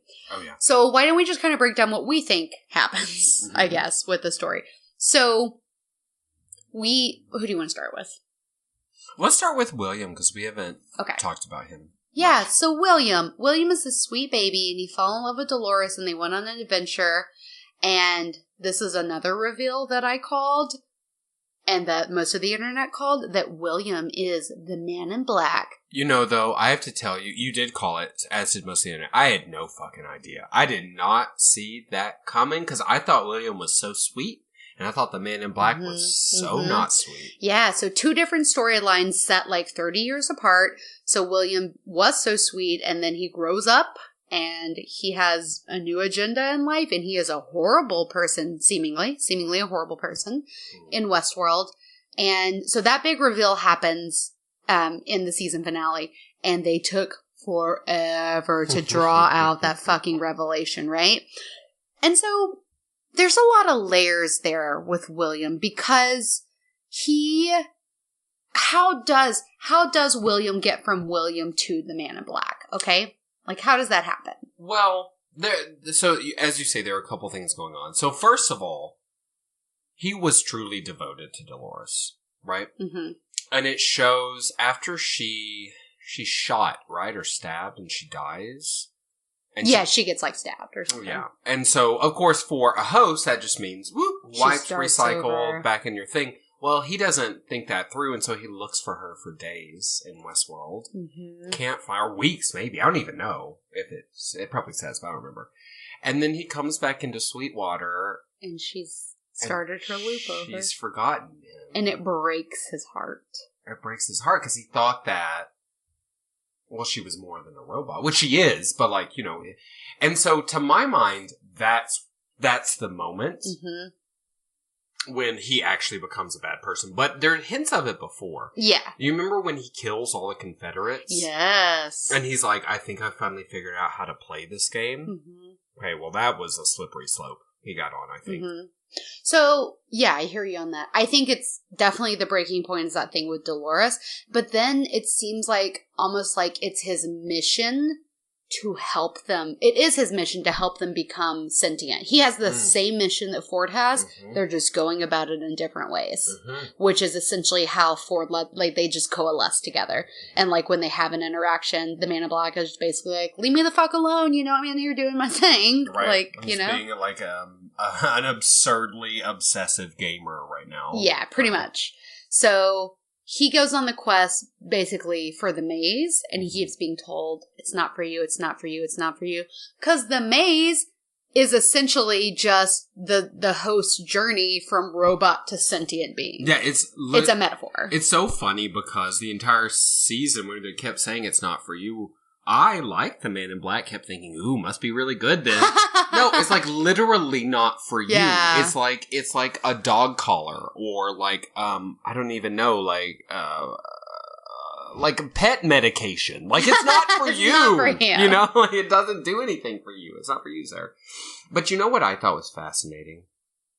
The Man in Black talks about how his wife, she had been afraid of him for, like, their entire marriage. Do you remember that scene? Where I figured he's talking to El Lazo, maybe, or Teddy. And he says, like, you know, I never hit her, I never hit my child, but my wife was afraid of me our entire marriage, and we couldn't get over it. Well, I know why she was afraid of him. Because he's fucking crazy. Well, because he's crazy. And because her brother... Yeah, because he set fucking Logan on a horse, butt-ass naked, and sent him off. Yeah, which could have been fatal, but before that, he, like, beat the shit out of Logan. And, like, this, you know, from Logan's point of view, Logan's very detestable. This is a game. Mm-hmm. You know, it's as if you stood up from a game of Parcheesi and fucking punched me in the mouth. It's been known to happen. And I might deserve it, but it's a game of Parcheesi, you know? Parcheesi! And so, you know, the reason... Because when I first heard that, I was like, oh, that's really sad. Like, I wonder why. Well, because you're shitty, Man in Black. Because you did bad things, you know? Yeah. So... I think. So that happens. That's his story. And he gets... You see a glimpse that he gets what he wants in the end when all the shit's hitting the fan. And he's kind of on the outskirts of what's happening with the board members that are all getting, like, fucking massacred. He hears that happening, and he's like, what's that's happening? And then, like, all of those hosts come up behind him, and they shoot at him. Clementine actually shoots him, and it hits him, and he is pleased about it. Yeah, like, they have overcome... smile. He's so happy. They have overcome an obstacle, and, like, he may or may not be on the brink of death, but he has achieved the goal that he came to achieve. Absolutely. So, yeah, the Man in Black, very complicated. So sad. Yeah. To me, his story is actually the saddest because I do think William had such potential to be like an actual hero. I think he could have been. And he's like an anti-hero. He's not like a wretched bad person, but and, he's pretty shitty. I love the like beating you over the head theme with like white hat to black hat. Totally. Yeah. Okay, so... That's the story of sort of the Man in Black. There's perhaps more to say, but I think we covered it. Now, Dolores also goes on quite a strange adventure, just in the last episode, like all season, but especially then. Yeah, so her story is super entwined with Arnold's story, and also with Teddy's story, because she and Teddy are kind of a pair. And so, let's just talk about Arnold first. So, basically, Dolores was like the first host. She was like Arnold's baby. Mm-hmm. She literally was, because Arnold lost his family, and Dolores was the replacement for that. And so he wanted very much for her to have a real life and did not want her to be put in a box. And through a series of horrible things that happened, basically he put into her subconscious, like a kill switch, right? And so he set Dolores up. She massacred all of the hosts. Like, it was like the day before the opening. Yes. Yeah. She massacred all the hosts, And with the magic words, these violent delights have violent ends. She also killed Arnold, and he thought that would be enough to get Ford to shut the park down, which it was not. It was not. So basically, that's Arnold's story. Okay, and then Ford recreates Arnold through Bernard, and then starts the loop over and relive all of this Bernard stuff. So that's crazy, and we learn a lot about Dolores. And then also through Teddy's storyline, we keep hearing this story about Wyatt. Like, who's Wyatt? Who's Wyatt? Who's Wyatt? This, like, arch-villain. Oh, this horrible person. Girl! Dolores is Wyatt! Dolores is Wyatt. You heard it here. Probably last, but... So for me, that was a pretty big reveal. Because I thought he was going to be Wyatt, honestly. Yes. I did not think Dolores was going to be Wyatt. Yeah. I can say that for, like, most certainly. I thought... I didn't think it was going to be a new character. I thought maybe it was going to be somehow Arnold is Wyatt. Or, like, I don't know. I was very confused. That could have played, too. Because Arnold was very, like... Because even for a while, I was like, is Arnold dead? Yeah, like, maybe he's alive. Well, he is kind of alive in a way. Yeah. Right? I did not see that Dolores was Wyatt. And that was one of the big confusing things with Teddy's story, is seeing that massacre in the town over and over, and, like, it being slightly different each time, because he kept, like, remembering details. But, yeah, I was blown away. I had no idea. I knew I wasn't the biggest fan of Dolores by, like, episode 9, but I did not realize that she was, like, a villainous. Yeah. She did look really good in pants, though. I love her in pants! Yeah. Especially if she gets shot a little, so she's bleeding a little, but she's still, like, walking through it. Sexy. Yeah. Much better than that blue jean dress thing. And then Ford uses Dolores for his means, just like fucking Arnold did. Yeah. And he has her fucking slaughter all the board. They invite all these people in for, like, this big show, and then they're all fucking murdered, including... Him, yeah. He dies. Tiny thing that I love about this scene is that, he's holding up the champagne glass for the toaster. Whenever he finishes thing, Dolores comes up behind him, and when she shoots him through the head, it also shatters the champagne glass. It's such a tiny thing, but I thought that was really beautiful. Yeah. And, very, very well done. It was intense. Do we see old Charlotte die? No, we don't. We don't see her die, because we see her looking real freaked out. Yeah, she's like, what's happening? Yeah, what's she doing? Who else do we have in for in the season finale? Maeve. Maeve, so that's a big one. Yeah. So sweet Maeve is on her little journey to consciousness, and then she's so perturbed to discover that her storyline was actually altered to be escape. Yeah. And she's like, no, She's like, no, I'm making these choices. And they're like, no, girl, you've been programmed to change and make these choices. Infiltrate mainland, actually part of her code. Yeah. And so she has a big escape. People get murdered. She's making her way out. She doesn't kill Felix, which is great. For now. She recruits Hector and Armistice to help her. And then she abandons them. And so she gets out and doesn't know what to do, really. But she was slipped the information of where her daughter was by Felix. Yeah. So she gets into the train, and she's on her way to, like, essentially what you would think is the end of, like, her program, like, escape, like, get out. And then she changes courses. Yeah. She decides to go back, and she wants to find the location of where her daughter is. So as far as we know, then, she has achieved consciousness, right? Like, she has made a decision. So I think that's the moment to say, like, yes, she did. Because she was following escape, but I find it hard to believe that part of escape would be to go get her daughter. No. I don't... For me, that was... And... It was interesting because... Well, she's the only host right now that has this program, right? That's lived this kind of life. But she looks over and she sees that mutter and dirter. She looks over and she sees that mother and daughter, and it's almost like it awakens the consciousness inside of her. Yeah. Which doesn't... How would Ford know that there's going to be a mother and daughter on the train? You know, like if that was part of her code? Sure. So, I don't know. I mean, it's hard to say, but to me, that was the moment of, like, first breath for her. Yeah. So, I mean, that pretty much wraps up the big reveals of the season finale. Besides the fact that we get on Maeve's way out, we see all of these samurai people, which gives way to all the speculation about Samurai World. So, so season 2, it's going to be drastically different. But let's talk about what we actually know about season 2. Okay. So, it's shooting currently through the summer of 2017. It's supposed to be coming out in early 2018.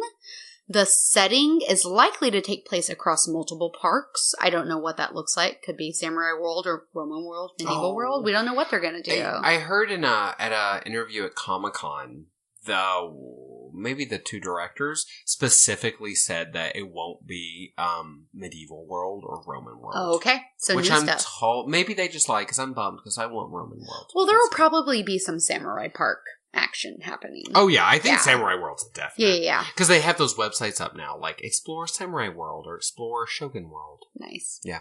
Maeve will likely be questing for her daughter, so that'll be an adventure. When and where is it set is kind of like the big question. There is that leading fan theory that it's in 2052. But where is it set is a really cool theory too. There's a lot of theories that it's in space, that the worlds are actually in space, or that they are underground. Like, that they're not actually in, like, the main part of, like, our world.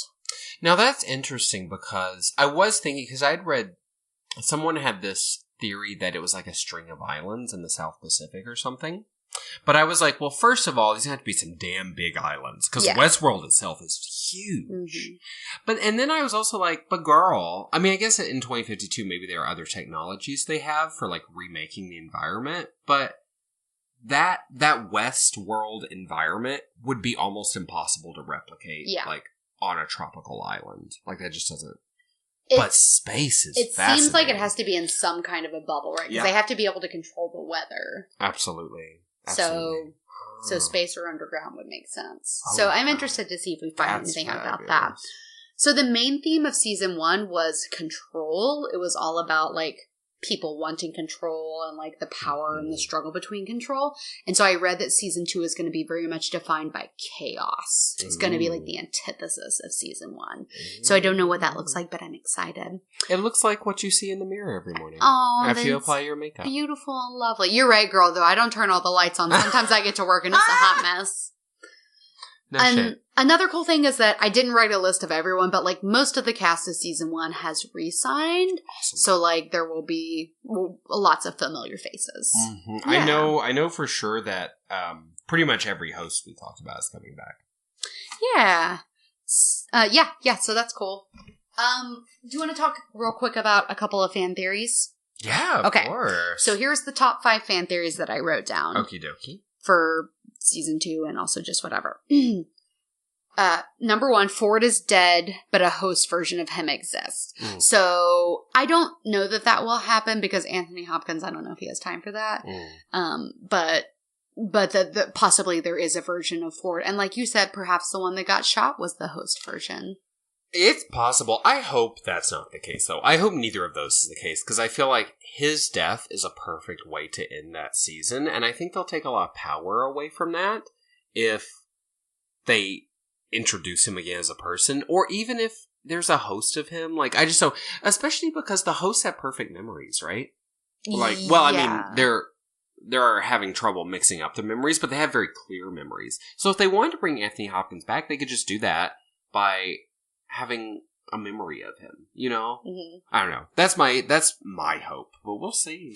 Another fan theory is that Dolores is dead and Wyatt is reborn, that we won't be seeing Dolores as we once knew her, that we will only be seeing this new version of her. It makes sense because the Wyatt program, there's a scene where you see, like, the Wyatt program is run in her. So that would be fun for her as an actress, because then her story changes, like, drastically. I would love to see her being a big bad. I'm into that. Yeah. Fan theory number 3, Elsie and Stubbs are still alive. We kind of already talked about that. We think so. At least Elsie. Maybe Stubbs too. And I read somewhere that Luke Hemsworth is actively speaking about season 2. Oh. So that's pretty much solid that, like, he's going to be in it. Okay. I don't know, though. Maybe he's just posing, you know? He had such a small role. Maybe he's just, like, milking it. Number 4, Armistice will return in some form. The showrunners seem to really like her. They made her that special little post-credits sequence. We don't see her die, like, officially as, like, a host. So, like, maybe she'll come back. I hope she does. And the number 5 fan theory is the show takes place in 2052 on the planet Earth. And there's too much to talk about why that's what people think. So if you're interested in that fan theory, Google it. But that's the leading theory on, like, what date range this is happening in. And really integral in all of these theories, many of which we've talked about, but all the little websites and, like, ephemera that came out attached to Westworld, I thought was brilliant. Like, what interesting viral marketing, right? They did, like, Explore Westworld, and you could, like, act as if it was a real place, and you could really visit, and you could look at rates and all this stuff. And since the season finale, now they're no longer accepting reservations, and the little automated robot guy that you talk to has gotten very, like, dark.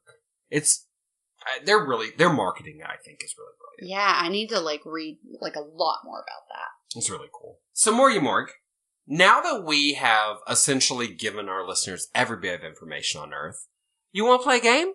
I would love to. I thought you would. I know you like a game. Well, now, I have invented a new game. You've never heard of it before. Okay. You've never played anything like it. All right. Okay. I'm calling it Chapel, Whorehouse, Cemetery. Oh, I love it. That's good. Yeah. Right. So I'm going to give you 3 characters, and I want you to choose to marry one in the chapel, to fuck one in the whorehouse, and to drop one off in the cemetery. Let's hear it. All right. Trio number 1, you got Felix. Mm-hmm. Uh-huh. You got Hector. Uh-huh. And you have Teddy. Oh, okay. Okay. Oh.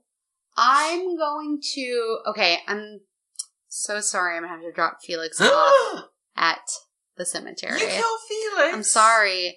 I'm going to go to the chapel with Teddy, though, because I love me a rugged, good country boy. Mm-hmm. Nothing wrong with that. And girl, you know I'm going to go to the whorehouse with Hector. I feel you, Queen. I feel you. I don't know. You know what? I think I do have such a crush on Felix. I think I'm going to spend a night in the whorehouse with Felix. Oh, okay. And then, this is really hard though, because I guess I'll have to marry Teddy. You don't have to. I have to. Well, if I marry Hector, you should marry him. If I marry Hector, I'm literally getting fucked to death in a burning tin. Yeah. Like, I can't do this. So yeah, or old Armistice is going to shoot me because she's jealous. Sure. Yeah. So. Yeah, so I guess I'll do the same, except I'll kill Hector. I'm afraid, but I don't want to. Yeah. I'm going to be like that technician humping his dead body. Horrible. Okay. Trio number 2. This is the Lay's edition. Maeve. Okay. Dolores. Okay. Elsie. Aww. I know, it's a hard one too. Elsie. Oh, shoot. Ooh, man. Okay. God, Dolores is fucking batshit now that she's wild. She's deeply crazy now. I think that I'm gonna have to kill Dolores. I'm gonna take her to the cemetery and drop her off because I feel like she cannot be trusted. Yeah. I'm gonna take Maeve to the whorehouse because she knows her way around that joint. She can get you free drinks at the bar. She will. And I'm gonna go to the chapel with Elsie because I think that, like, we could be really good life partners. Yes.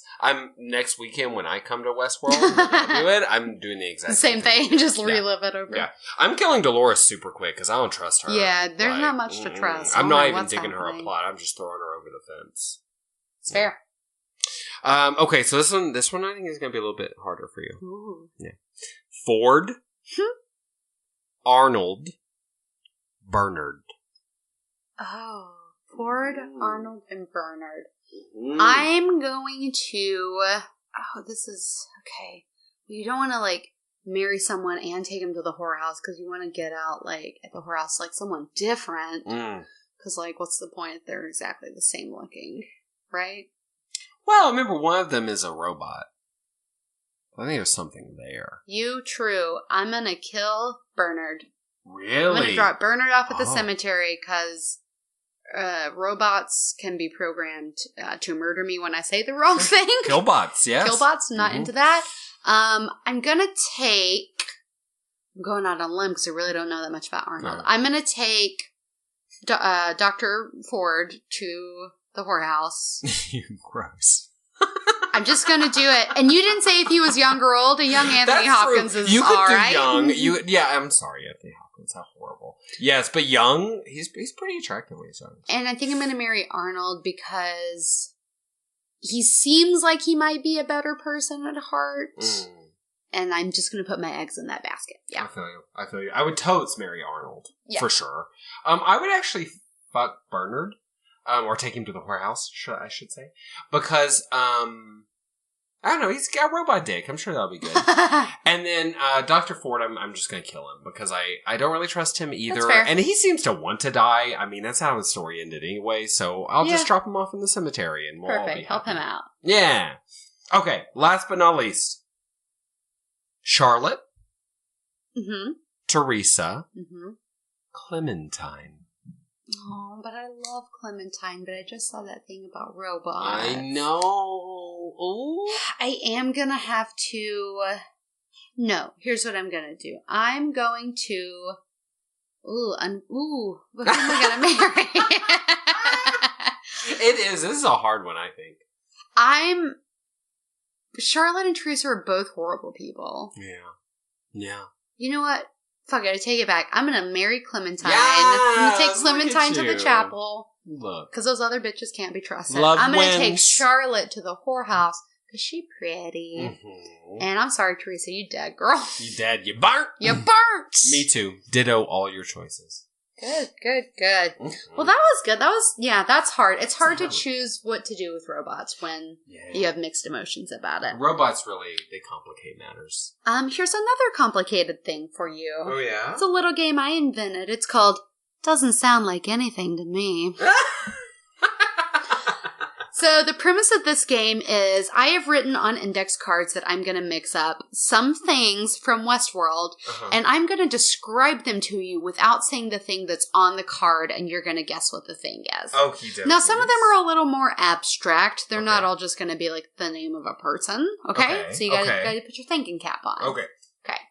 I'm going to shuffle this in the Free will. Regret. No regrets. Rattlesnakes. Okay. Ready? Ready. It is the thing that one of the main characters wears for most of the show and then changes later. Cowboy hat. Mm-mm. White cowboy hat. No. Oh, no. It's a denim girl. dress. It's a girl. Yes, Dolores' blue dress. Yes! I hate that blue dress. I mean, she rocks it. She looks cute. It is the thing that is constantly providing you music without any effort. Crying Woman Next Door. Nope. It's literal music. Oh, the piano. The player piano. Yep, player piano. I love all the covers it does. Me too. It's beautiful, like Radiohead and stuff. Yes. He is not Bernard. Arnold. It's Arnold. He is, he's not wearing white. He's the man in black. He's the man in black. M.I.B., baby. William. It is the possible future episodes are set in this land. Samurai World. Yeah, or Shogun World, perhaps. She is... it's a kid that changes the minds of one of the hosts on a journey. Maeve's daughter? Oh, okay. Woo! It's that stupid thing that one of the hosts, it starts off her story. It's like the kicking point for like, who's she gonna meet? It's like her meet cute. Drop the can. It's the can that Dolores drops. I'm so tired of her dropping that damn can. Clumsy. It covers the, somebody, their entire... Semen. No, but yes. Yeah. It's all over her. Okay. But it's not semen. Wait, it's all tassels? No, it covers her whole... A snake tattoo. It's Artemis's snake tattoo. Yes. They are the people, kind of, they're not people. Okay, they're hosts. The hosts. Oh, okay. It's this whole place that everything takes place in. Doesn't sound like anything to me. Oh, shade. Oh, no. Westworld? Westworld! Oh, okay. He's the author of the original work. Oh, shit. I said his name wrong earlier. Michael Crichton. Michael Crichton. Yes. Also Jurassic Park and The Lost World. And he also created... Jurassic Park and The Lost World. Jurassic Park is the next word. Sorry. And it is the thing that the man in black thinks that he's trying to find, but it's not for him. Oh, a butt plug. Slightly larger. William's on the quest for a butt plug. Yes. The maze. It is the maze. Yeah. Yay! Yay! You nailed it. Listeners, I'd like you to know I definitely mocked Morgan when she came in with some flashcards. I was like, girl, what have you prepared? It was a game. But it was an adorable game. I loved it. All right. So that was a new game. What'd you think? Did you like it? I liked it. I would like it even more if it was a nude game. Ooh, next time we'll just get naked. Yeah. Okay, don't tell Messick. Won't do it. So let's play just like a quick round of a classic game that I have. I like to call it. Which one? Which one? Which one? Which one? Which one? Which one? All right. So I have written up for you some special themed Westworld which ones. I love it. She's so important with her wrestling. Wrestle him again, Moria. Wrestle him. Ooh, very power. Important. I'm going to come in with a clipboard one day. I'm going to go one step too far. Oh my god, yeah, that's not allowed. You are packing up your horse and you've dropped your can. You turn around to pick it up and there's a man there to save the day. He looks up at you from under his cowboy hat. Is it the man in black or William? Which one? Oh. Which one is it? That makes me so sad. Which one? Yeah. I'm gonna say William because I believe that there's hope and love in the world. I definitely would rather be on William's journey than the Man in Black's journey. Yeah. Oh, 100%. Yeah, he's way too jaded and cruel. Okay. Same scenario. Okay. Is it Teddy or Hector? So in this scenario, I am a host who's starting a loop, correct? Yes, I guess so. Okay. Then I would choose Hector because I'm a host. So if I die horribly, I just start all over. Yeah, that's fair. Yeah. And I feel like Teddy's lovely, but a bit boring, as we said. You are staying at a 5-star resort with your girls. You have to You have to share a cabana for the day with someone else. Who do you choose? Okay. Maeve or Charlotte? Is this Killer Maeve? I don't know. It's your girl Maeve. It's your girl Maeve. It's my girl Maeve. Damn, they both have no loyalty at all, so I don't trust either. But they're both pretty fierce. But they're both mega fierce. I think Charlotte, because, though I adore Maeve, but Charlotte has less reason to want me dead. That's fair. I hear you. Yeah. But they're both fab. You are on Who Wants to Be a Millionaire? Finally. Mm-hmm. And you can use your phone a friend. Who do you call? Bernard or Dolores? Bernard, definitely. Because, Dolores don't know shit. Am I right? That's true. She don't know shit. She's confused. She's talking to herself, but she thinks it sounds like Arnold. It's a really tough call because if they ask you anything about robots, probably they're both going to have to respond, doesn't sound like anything to me. That's true. And if that's not true. A, B, C, or D, you are fucked. I am deeply... That's a really good point. If it's a question about robots, I'll just guess. Yeah, just pick. You might as well. You're going to test drive sports cars. Ooh, I'm fancy. You want to bring a friend along, but who do you invite? Dr. Robert Ford or the Man in Black? I have a feeling that the Man in Black has lots of knowledge about expensive sports cars. I might be wrong, but I don't think Dr. Ford did be driving too much. So he just gets wheeled from place to place. Exactly, to his little home in the woods, his cabin with his robot fan. So yeah, I do the Man in Black. You've won a vacation. You are presented with two choices. You may either attend Westworld or Samurai World. Which one? That's actually super difficult. You know what? I think I would go to Samurai World because I know less about Shogun culture. So I think I would have more fun with it. And plus, I prefer swords to guns. Cool. Myself. Mm-hmm. You're going to the gun range. But who's going to be your instructor? Okay. Armistice or Hector? Armistice. Yeah. I mean, Hector's badass, but have you seen Armistice with that guy? A baller. In the last episode? Fuck yes. Okay. She'll probably shoot me for fun, but that's fine.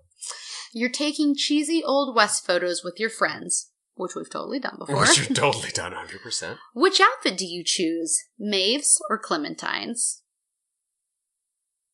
If this is helpful, I believe Maeve wore blue and Clementine wore magenta. Oh. See, I thought I remembered Maeve in red. Or maybe she wore red. I don't fucking know.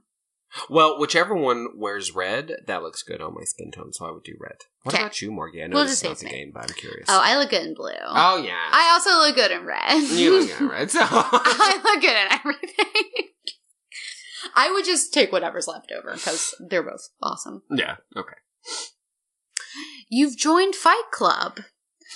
Matter of time. Just a matter of time. The first rule of Fight Club is actually choose who you most want to punch. It's not that other thing that Fight Club's out of way. Oh, I misunderstood. Yeah. Okay. So, who do you choose? Lee Sizemore, who was the creative director that's a dick, or Logan, William's friend? Which one? Okay, well, there's two things going into this. The first is that I don't like getting punched back. I think I could probably take Sizemore out with one punch. Oh. I'm not afraid of him. Definitely. So I'm totally going to be a bully and pick on someone smaller than me. Second reason is, though, even though Logan's so horrible, I do find him kind of sexy, and I'd be afraid I might mess up his face a little bit. So I choose Sizemore. That's fair. I hope he pees himself. Okay, so you're in Westworld. Okay. And so many adventures lay at your feet. Do you choose... Number 1, an outlaw adventure. Number 2, bank robbing and pillaging. Or, number 3, the noble cowboy. You're rounding up outlaws and bringing justice. Which one? I honestly think, well, which one? I think I would do number 3, because per our conversation earlier, I wouldn't mind necessarily killing a robot, but I want it to be a bad robot. I hear you. Or... would you rather spend all day just hanging out at the village? Oh, so now you're giving me the option just to have sex. Mm-hmm. Jesus, it costs $40,000. It's a really expensive hooker. Oh my god. I'll tell you, what I want to do is spend all day at the villa by the pool / having sex. Mm-hmm. What I would actually do in reality, because it was $40,000 a day, is go do the adventure. Sure. But I would be bitter about it, and I would maybe ask my robot host on the adventure, my buddy little person, if he would perhaps have sex with me. You probably would. I hope so, yeah. Okay, so you're being made into a Westworld robot. Congratulations! Yay! Whose likeness would you don? Teddy's or Maeve's? Wait, the robot don't look like me? No, you have to choose a person. Bitch, please! They're gonna make it a me, and I'm gonna be the first gay prostitute in the brothel. I don't think you are. I didn't see it. Was it Maeve hitting on a girl at one point? Or not Maeve, but Clementine? Wasn't Clementine hitting on a girl? Well, first male gay prostitute. Oh, okay. But probably, I'm sure there are male prostitutes. But, okay, if I had to have one of those bodies, though, Teddy or Maeve? Yeah. Well, Maeve. Yeah, Maeve. She's so fat. I mean, Teddy's gorgeous, but Maeve. Yeah. Say anything else. Yeah. Okay, last one. Okay. You're going deep sea fishing. Whose droning narrative would you most like to hear the whole time? Arnold's or Dr. Robert Ford? Who are you going to hang out with? Deep sea fishing.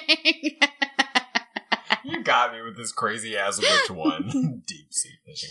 I would do Dr. Ford because beautiful voice and also seems more appropriate to deep sea fishing somehow. Okay. I don't know. You know what I mean? He's got that cultured clip to him. Yeah, he looks nice in a hat too. He does. But it's just him talking, right? He's not actually with me. Oh. Oh, is he with me? Oh, they're there. You're hanging out. Oh. But their narrative, like they're just talking the whole time. I would still choose Dr. Ford. Because I like him at the end of the day. Anthony Hopkins. How could you? Perfect. Well, let's move on. Perfect. You did great. You did great. Thanks. I loved your choices. They were great. You're my spirit animal. Thank you. So let's move on to another game that you invented. Oh? Invented by me? Mm-hmm. Okay, so I don't know how you knew that I invented it, because I invented it just moments ago. I'm actually a sentient robot sent from the future. Oh, that's horrifying. But continue. But not shocking, not shocking. So I invented this game called Two Arnolds and a Bernard. I love it. Yes. Okay, so here's the point of this game. You give two Arnolds, aka true real things.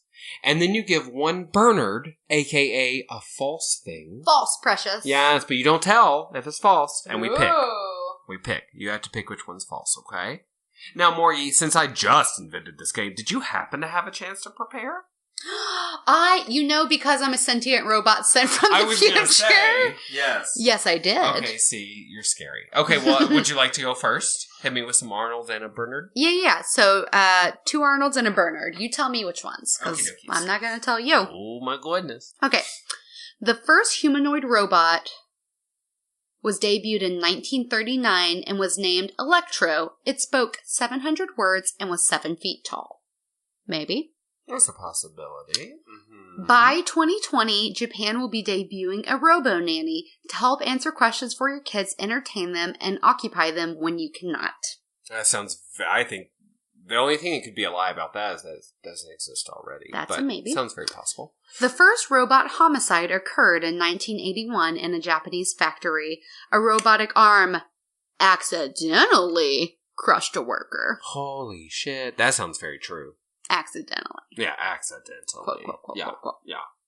I think the Bernard is the first, the 7 foot tall, 700 words man. You think that's a Bernard? Yeah, I think that's false. Girl, you wish it was, because that horrifying robot Electro was real. Oh my god. And the Bernard was the 2020 Japan robot, because guess what, BB? It does exist? It's already here. My gosh. It's called iPal. It's a 3 feet tall talking robot complete with surveillance cam, touchscreen tablet, and tons of apps. It's programmed to answer questions for your child, such as, why is the sun so hot? And, why are you choking me? That's so sad, though, because... those are questions that a parent should answer. I'm choking you because you're a fag and you don't deserve to live. That's the kind of... Homosexuality is bad. Let me read you this Bible verse. Oh my god. Not Philippians again. But I told Allison about this earlier. Allison is my friend and she has 2 children, and we riffed for 10 minutes on ridiculous thing the robot would say to the child. And the child would be like, what's the meaning of life? And the robot would have a great pre-programmed answer. And then at some point the robot would definitely say, doesn't sound like anything to me. Absolutely. Oh my god. Yeah. So good job. That was great. You failed. Good job. I failed. Everyone expected that you would. Okay. Well, that's fine. Okay, don't get a big head over there. Oh, well, I won't. Because I have 2 Arnolds, and I have a Bernard. Ooh. Yes. Okay. Number 1. So serious. Number 1. A man whose name may be pronounced. Ramin Djawadi composed both the Westworld and the Game of Thrones intros. Yeah. Yes. Okay. Yeah, I read possibility. that. Oh, okay. I don't know. Maybe you'll know. Possibility number 2. A full quarter of the $100 million budget was spent on the first episode of Westworld. Oh, shit. Could be. Okay. Number 3. Jonathan Nolan, who's one of the co-directors, wrote the short story that Jurassic Park is based on. You're making a face like you want me to pick that one, so I think it must not be true. I'm gonna go with the middle one is the Arnold. The one about the budget. Oh, you think that's the Bernard? Yeah, sorry. The Bernard. The falsehood? Mm-hmm. Well, my crazy ass face was because we just talked about this earlier. So right. So you failed really hard. That was actually true, Morgie. I did. 25 million. Well, it's an hour long, whatever, finale or on the final episode or the pilot? First? The pilot, not finale. I'm sorry, the pilot. No, see, but for the finale, I feel like it makes sense. But for the pilot, I feel like how? Yeah, the 25 mil. That's crazy. I know, Queen. Oh, I fucked it up. And as you know, the same man composed the themes for Game of Thrones and Westworld. Which, beautiful. You know what? Once I found that out, I was like, that's obvious because they're both gorgeous and luscious. But yeah, so actually, Jonathan Nolan, he did not write the short story that Jurassic Park is based on. Michael Crichton wrote that, right?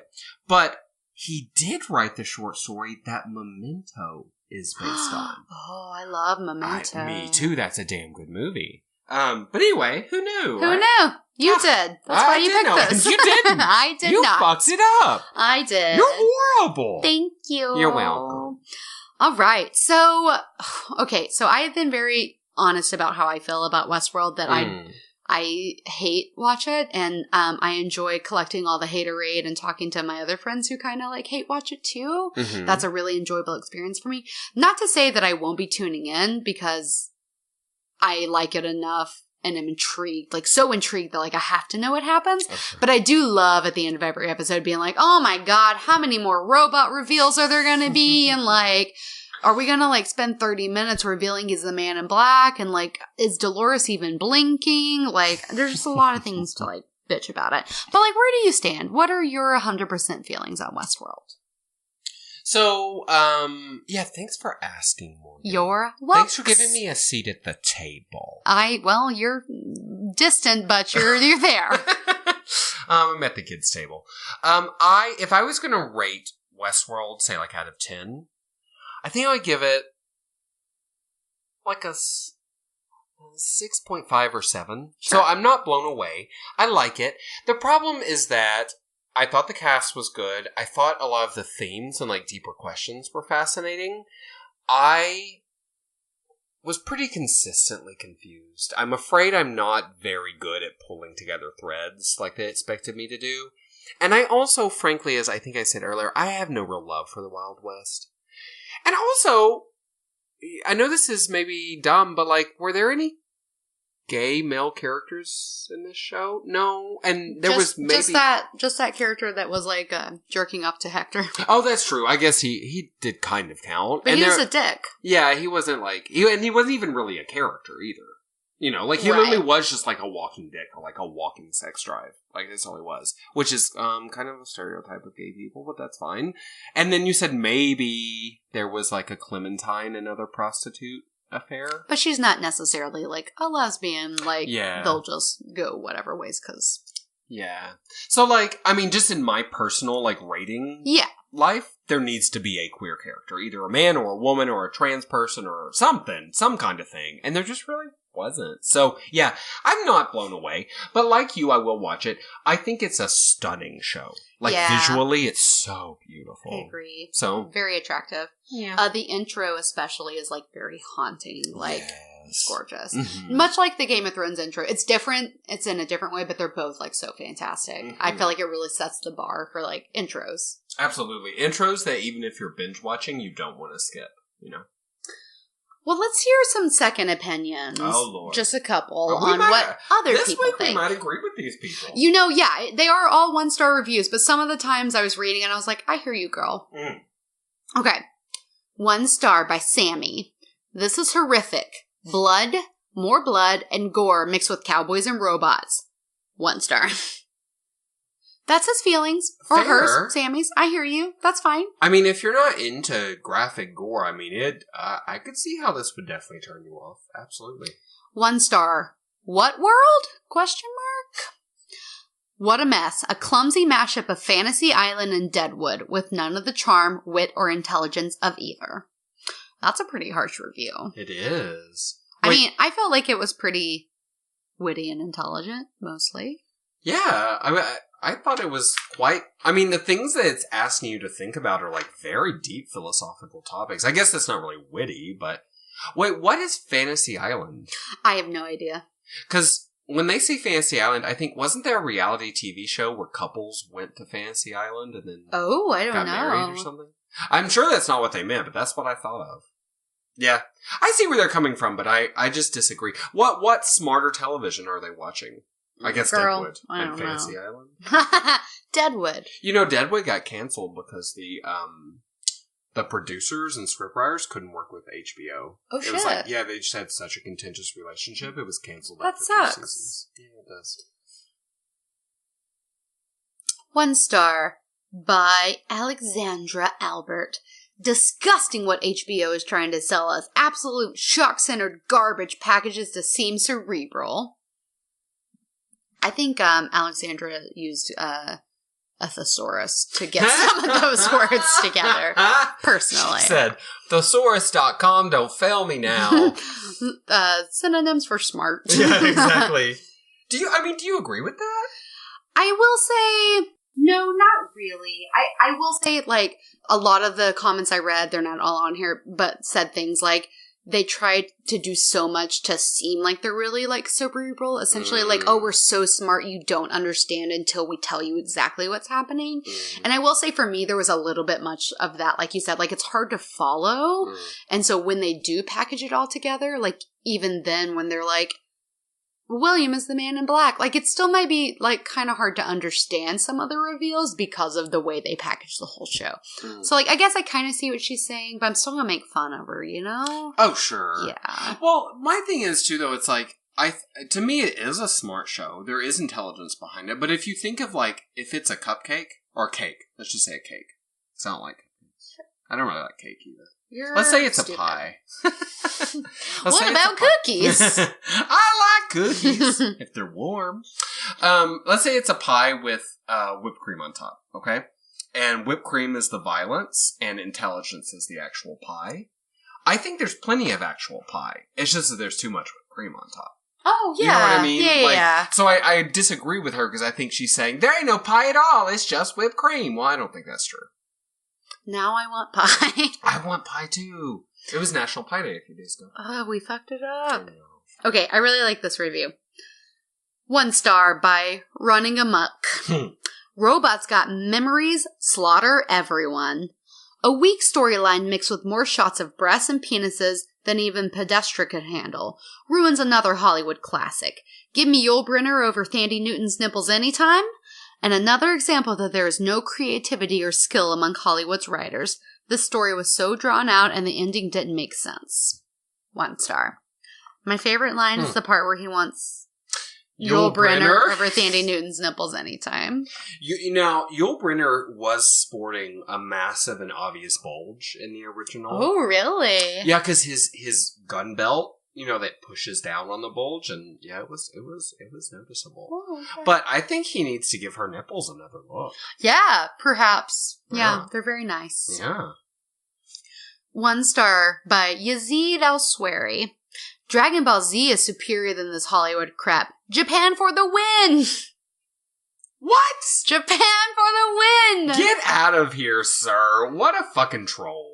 Is he really comparing Westworld and Dragon Ball Z? Yazid prefers Dragon Ball Z to Westworld. Well, that's fine, but, like, does he go on every show and, like, compare every show to Dragon Ball Z? That's his only mission in life. God. He's actually a robot, and that's his legit mission. Oh, well, good for him. I'm glad he's found employment. So, there was a lot of other 1-star reviews that I didn't feel like culling, because let me tell you the theme of them. Too much nudity, too much violence, not enough Jesus, sexual relations. So, like, yeah, once again, HBO, right? Yeah. Like, I don't know what people expect from HBO, but, like, it's HBO.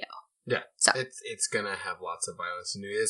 Frankly, that's what is kind of the selling difference between HBO and many of its competitors is you're gonna see some dick, you're gonna see some tit, and you're gonna see someone's head get blown off. And that's the story of Westworld in a nutshell. All right, babies. Well, we really hope you enjoyed our talk on Westworld and that it was perhaps informative. Maybe you didn't know that apparently Dolores is Wyatt, apparently. Yeah, or maybe you didn't know that medieval world was a thing. Apparently. And that it sucks and no one wants to go there. Yeah. Even HBO's like, no thank you. Yeah, I think so. They'd rather go to Samurai World. Yeah. All right. In the meantime, you guys can follow us on our website. You can hit us at bnbcast.wordpress.com. Mickey's making blog posts on there on the reg. I'm contributing occasionally. You can please subscribe to us, our podcast, on iTunes or Stitcher, and rate and review us while you're in there. Please. Sorry. You can follow us on Instagram and Twitter at BNBcast. Follow me personally at Morgandolph. You can find me on Facebook at MICPARKER. And while you're on Facebook, go ahead and find our Facebook page, Beauty and the Bitch. You can search B&B Cast. We're on there. Give us a like. Give us a follow if you want to check out all the beautiful memes that we put together and all the hilarious things that we say. We nothing. Morgie does all. I do it all, and it's fun. It's my favorite thing. So, yeah. Do you have any other things you'd like to plug, Mickey? I do have a plug this week. So, I don't know if you know this about me, Morgie, but I am a caffeine addict. I do know. Legitimately addicted to caffeine. And there is a sweet little coffee shop that's up by my store that I work at in the Domain. And it's called Upon Us. Have you ever been there? I have not, but I've had my eyes on it. So there's another coffee shop, another Upon Us coffee shop on South Congress. It's the same business. Okay. And they are really special because, well, first of all, I love the one up at the Domain. I haven't been to the one on South Congress because they are honestly so sweet in there. They remember me. They know my name. The owner calls me Mr. John because that's my given name. It's so good. I don't even want to correct him because I love being Mr. John, to the coffee shop owner. He's such a sweet man. And more than that, they offer juices and food and stuff in addition to coffee. They also serve beer. I think I've never done that. And like for their juices, they get fruit and veggies from local farms. All of their food is from local bakeries. And the coffee that they buy, they pay double fair trade prices for it. And they go visit themselves, very like Lush, where I work, like a very similar business model of like ethical sourcing and doing it yourself, figuring it out. And so if you like coffee or beer or juice or sandwiches. All of those things are great. You like those things, right? I would recommend visiting Upon Us, APANAS, at the Domain on Rockrose or on South Congress somewhere. Cool. And tell them Mick sent you. They won't know who I am. Mr. John. Call me Mr. John. I feel like Mr. John is like a bedroom name for you, too. I really like it. I'm actually, when I get old and even more grouchy, I'm going to be Grouchy Mr. John. I love it. I would like to plug a podcast that I've been really into lately. It was recommended by a friend and I binge watched all of it, or binge listened, I suppose. It's called Up and Vanished. And if you're into true crime podcasts a la Serial, this is kind of the fuel you're looking for. Because I've listened to a ton of true crime podcasts post Serial trying to get the same kind of vibe. And while I like a lot of stuff, this is kind of the closest that I've gotten to like the feeling that I get from Serial. And it's actually... Currently, there's things happening in the news, like they just recently arrested somebody for the murder. So, like, it's not going to be an unsolved case because, like, hopefully this person goes to prison and they are the murderer. So it's really exciting to, like, I started listening and then somebody got arrested. So, like, I get to be a part of, like, all the news unfolding all at once. And it's, like, very exciting. So that's still happening, Up and Vanish. And they're going to do a second season on a different crime. They're going to, like, change the tone. So go ahead and binge listen to season 1 and get caught up, and then we'll fucking like talk about it because it's amazing. I heard that the crime they're going to cover in season 2 is your bangs. Oh, they are too long. I need a trim. Oh my God, I can't believe you said that. Well, while we ponder the nuance of that comment that Mick just said about my bangs that's going to keep me up all night, let me hit you with some content club for next week. Our next episode, we are actually going to deviate from our current business model. We're going to do a rando cast. So we're not going to talk about like one specific content. We're going to kind of catch up on like our journey so far and like what we're doing in our life and just a little bit more kind of about us and our personal situations. Absolutely. So I'm planning on talking about boys I have loved who have not loved me back, how I organize my planner, what I've made recently and what it tasted like, when I plan on redecorating my house. Only one of these things is a joke. All the rest I'm really going to include. And I'm going to review the last 10 things I typed into my label maker.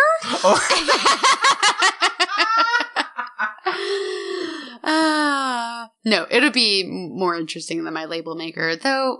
There's. Though I'm kind of interested, to be honest. Pretty valid stuff about my label maker. So, oh my God. yeah. So, yeah, join us for that, BBs. And after that, we will hit you with some exciting things coming in the future. Ooh, we've got so much planned for you. Don't go away. We love you. Mwah! Well, that was fart. I'm sorry. I got my noises confused. Well, bye, baby. Bye, baby. Bye, bye, bye. Bye, bye, bye, bye. Bye. Okay, well, it's difficult. Stop.